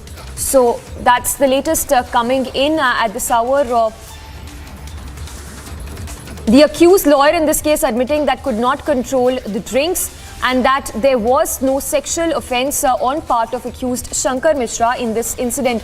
Remember, this incident dates back to November 26th, in which the accused Shankar Mishra allegedly urinated on the co-passenger. The hearing for which is of course underway in Delhi's Patiala House Court as we speak. So we're given to understand that the accused lawyer is presenting the arguments on behalf of Shankar Mishra as we speak. Advocate Manu Sharma, who is appearing for Shankar Mishra, submitted that in the FIR only one bailable offence is mentioned, whereas others are bailable offences. So the advocate appearing for Shankar Mishra is presenting the arguments as we speak. Remember, Shankar Mishra was earlier sent to a 14-day judicial custody. The hearing, of course, underway in the court as we speak. We'll try and go across to Harsha as well to get us the latest she's picking up as far as the arguments in the case is concerned.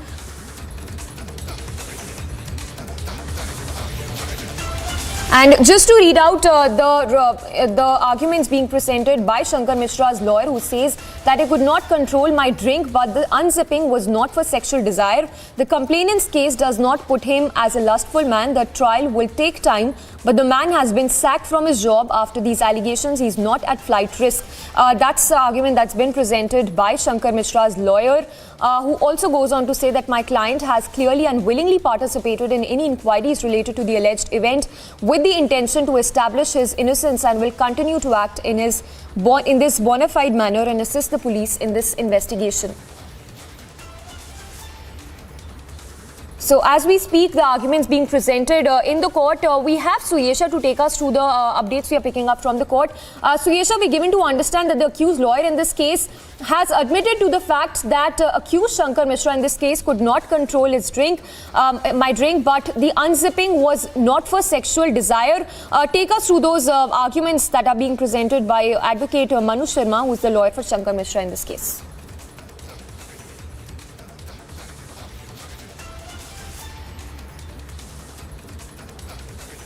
The latest details coming from inside the court, where remember Shankar Mishra has admitted that he was drunk.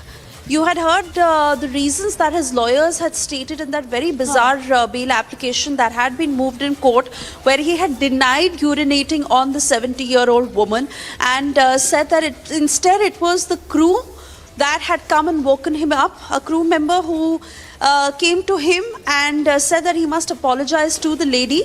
And this is something that was just not cutting ice, because remember, several co-passengers and the crew members had seen what he had done. Now in the court, Shankar Mishra has admitted that he was drunk, he could not control his drinks, but the angle that his lawyers are now playing on, saying that it is not a risk to anyone. What he did not cause a risk. Secondly, he says that it is not a sexual offense. So that is the second point that Shankar Mishra's lawyers are playing on, where they are trying to minimize this particular deed of Shankar Mishra. They are saying that since it did not cause a risk to anyone on the flight, it was not a sexual act, he is not a lustful man, and what Shankar Mishra did was an after effect of the fact that he was too drunk. He was not able to control his drinking. Now remember, this is an admission that has never come until now, because so far, even when we had heard from Shankar Mishra's father, he had said that Shankar Mishra on that flight had not slept for 72 hours. It was a result of that Shankar Mishra was not completely in his senses, and it was not because he was intoxicated or inebriated. It was because he was tired and overworked.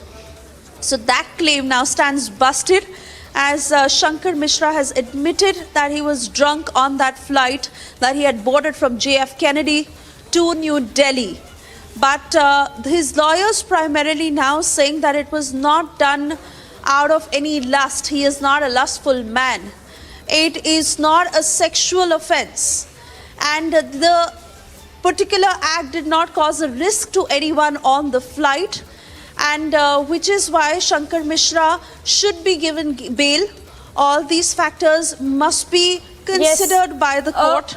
And he must be allowed to go. Remember, 14 days of judicial custody, Samiksha. Till the 21st, he is supposed to be in Tihar jail if he does not get bail right now. But his lawyers argue in court so that he gets bail. So you should stay with us, and while we speak, we are given to understand that the Delhi police is opposing the bail plea of Shankar Mishra, saying that if he's let out, he can even influence the complainant in this case. Take us through the other arguments. They're being also presented by Manu Sharma, who's currently appearing for the accused Shankar Mishra in this case, and also the details that we've been able to access as far as that bail application of Shankar Mishra is concerned, where he has stated that he was indeed woken up by the crew members and that blame was pinned on him by the crew members. Oh yes, and quickly as we get updates from the court, Samiksha, to what Shankar Mishra's lawyer is saying, he is saying that Shankar Mishra could not control his drink, but the unzipping was not for sexual desire. The complainant's case does not put him as a lustful man. The trial will take time, but the man has been sacked from his job after these allegations, and that was not a flight risk. He's also gone on to say that my client has clearly and willingly participated in any inquiries related to the alleged event with the intention to establish his innocence, and will continue to act in this bona fide manner and assist the police in the investigation, which cannot be completely believed, Samiksha, because let's understand that he was absconding for 3 days when he knew that he could be caught anytime by the cops. He constantly kept changing his locations. He did not want to get caught by the cops until he was finally caught. So will he really cooperate? Because remember, even on the day when he was first produced in court, this is exactly what the cops had said, that he is not cooperating with the investigation for the very same reason that the Delhi police is opposing the bail plea. Yes. So you just hold your thoughts for a moment. I'm sorry I'm interrupting you for a moment. If he is out, he can influence the complainant. Yes. Stay with us. We have Advocate Manu Sharma, Advocate Swapnil Kothari also joining us.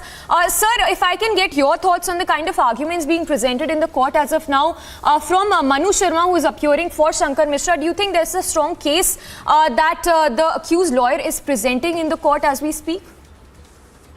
The strong case will not be there as far as the main case is concerned. What he's trying to do is, this is a bail application. So he's trying to present it in such a manner that there was no offense at all, there was no criminal intention, there was no mens rea. So why there is a big ruckus made out of this? My client was so inebriated that he was not in a position to know whether he was relieving himself on a woman or whether it was a plush commode in a business class cabin. He thought that the seat was a plush commode. He did not even know that a woman was sitting there. He was so inebriated that he could not make out a difference between a dog and a human being, or even a commode and a seat.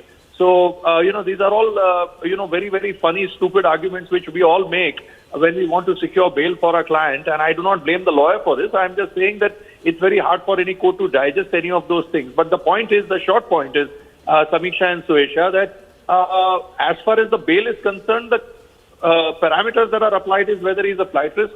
So he'll say, sorry, you can take away my passport. I'm not going to run away anywhere. 2, whether I'm going to tamper with any witnesses. Now, whatever that one witness which had come on the media, I believe he was there with Republic also, and, to say that I saw this man doing this, that and the other. He's not going to catch hold of that man and try to intimidate him or anything of that sort. So these two conditions being satisfied, I think the bail will be granted, because this is a case where bail is the norm and jail is the exception. These are not NDPS cases or, Makoka cases or anything of that sort where, you have to, bail is the, exception and jail is the norm.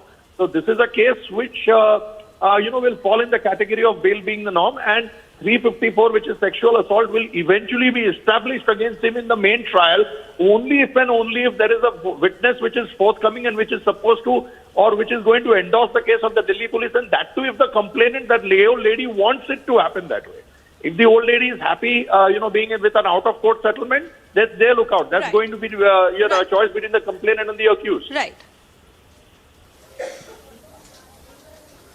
No, but Swapnil, also in focus are the very wishy-washy answers that are coming in, and especially of the kind of case that his lawyers put up.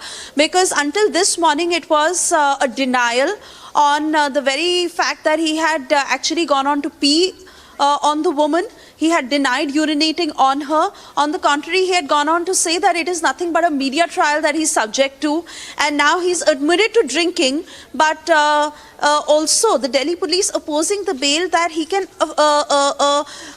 also try and broker a deal with the complainant. He can influence the complainant, and that is what he's attempted from day one. This is exactly what he did after he urinated on the woman. We of course saw how the airline also helped him with that, but he tried to mediate terms with her. And what are the chances that he will not try it this time around? Because he was absconding, he was running away from the law, he knew he could get caught. Now the police is saying that he will not cooperate with the investigation. That is one thing he's not doing, but his lawyer is saying otherwise. Suesha, let me tell you, there is nothing in the law which tells you or which bars you from cracking a deal or brokering a deal with the complainant. There is nothing in the law which bars you from doing that. I'm talking pure law. So if he wants to do it, if the lady wants to settle it for a huge sum of money, that's the call between the two of them. This is not a case against the state. This is not like a murder, rape, kidnapping or anything of that sort, where the state can really say that, sorry, this is an affront to the public at large. There is an affront only to that lady in question.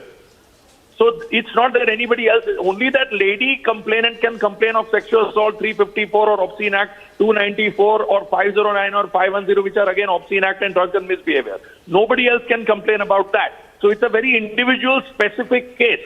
So if he wants to broker a deal, nothing will stop him from doing that. No court of law can say that. Yes, you put up all those arguments to oppose the bail, that's a separate issue.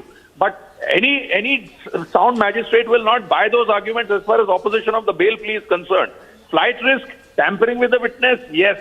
And if you can prove that, then I'm going to hold him up for the bail. Otherwise, I'm going to be able to, I have to give him bail at some point or the other. I mean, I have, as magistrates, we have to give bail even to people who have been caught in drugs or even in murder or anything of that sort, albeit after a long period of time. But this case is a very individual specific case. So at best, if not today, but maybe a week later, he is bound to get bail. And if the magistrate refuses bail to him, he is bound to go to a higher court and get it there. So my short point is that, see, these are all wishy-washy arguments. Suesha, Samisha, what else can I say? As a defense lawyer, what am I going to say? Am I going to admit to anything? I'm just going to say that, yes, I was drunk. And yes, my client did not know what the hell he was doing. He thought that it was some sort of a commode. So what else am I going to say? What else do I have? I mean, I have a wooden sword in my hand. I'm going to swing it. Yes. I can't have anything else. And media trial and all that, of course, I'm going to say these things because whenever a Neta's son gets caught, we say, political vendetta. Whenever, a star kid gets caught, we say, oh, it's abuse of, we are very jealous of Bollywood success. When we catch somebody, who is like this, a man from some elitist corporate background, we say, oh, this is again some sort of a media trial. These are all very favorite catchphrases which defense lawyers use, but none of them work in a court of law. All right. So, yes. Yes, right. So we'll have to leave it at that. Yes. All right, we'll have to leave it at that. So Swapnil Kothari there sharing his views this as the arguments are being presented in the court as we speak. While the accused lawyer is making those bizarre claims that the accused in this case did not urinate, the Delhi police seeking the custody of the accused. A very short break, but lots coming up on the other side. And more details coming up on the cooker blast probe as Congress link is now under the lens.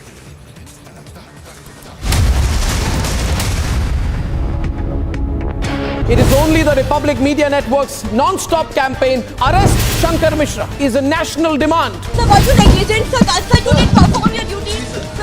So what exactly? So you guys didn't fulfill your duty. Why are you not in the process? Why are you not in the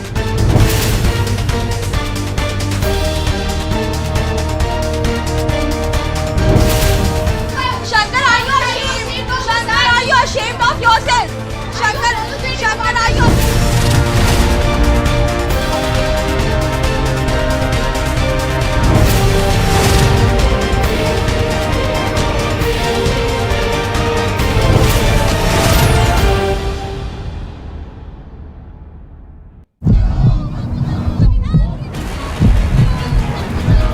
Dramatic pictures of this protest which is right now underway in Delhi. right in front of Aam Aadmi Party headquarters. These workers have now been stopped by Delhi police. Remember that this protest is taking place against the alleged attack which took place on Aam Aadmi Party councillors. This is what they are claiming. They are saying that LG and the BJP are indulged in killing constitution, and that is why they are protesting here. Picture is very much scary over here. Every house is having the cracks. Even the roads are having the cracks. I'm moving toward these particular houses. In each and every house, let me tell you, there is a crack, and this has been marked. They have been told specifically there is no other option but to leave now. These kind of mark has been already put in air by the administration that these are the property which is affected now, and these people have been asked specifically to leave. ये कहानी 1947 में जाती है sir. एक नया मुल्क बनता है पाकिस्तान। जो ऑफिसर्स हैं इंडियन आर्मी में, उनको ये बोला जाता है कि आप चूज करें आप कहां पे जाना चाहते हैं। मेरे पिताजी जनरल सैयद मेहदी हसनैन उस वक्त कैप्टन जब आर्मी के अंदर आए थे तो फर्स्ट गढ़वाल राइफल्स में आए। प्योर हिंदू सोल्जर्स कम्युनिटी जो थी पूरी, उसमें एक अकेला मुसलमान। उनके कमांडिंग ऑफिसर ने उनसे पूछा, बंटवारे के अंदर आप क्या चाहेंगे, किसी मुस्लिम यूनिट के साथ, मुस्लिम रेजिमेंट के साथ पाकिस्तान आर्मी में जाने की? जवाब जो था बहुत जबरदस्त। मैंने सोच लिया मैं उस देश में जाऊंगा, मैं उस फौज में जाऊंगा जिसमें मजहब के लिए कोई अलग जगह नहीं है।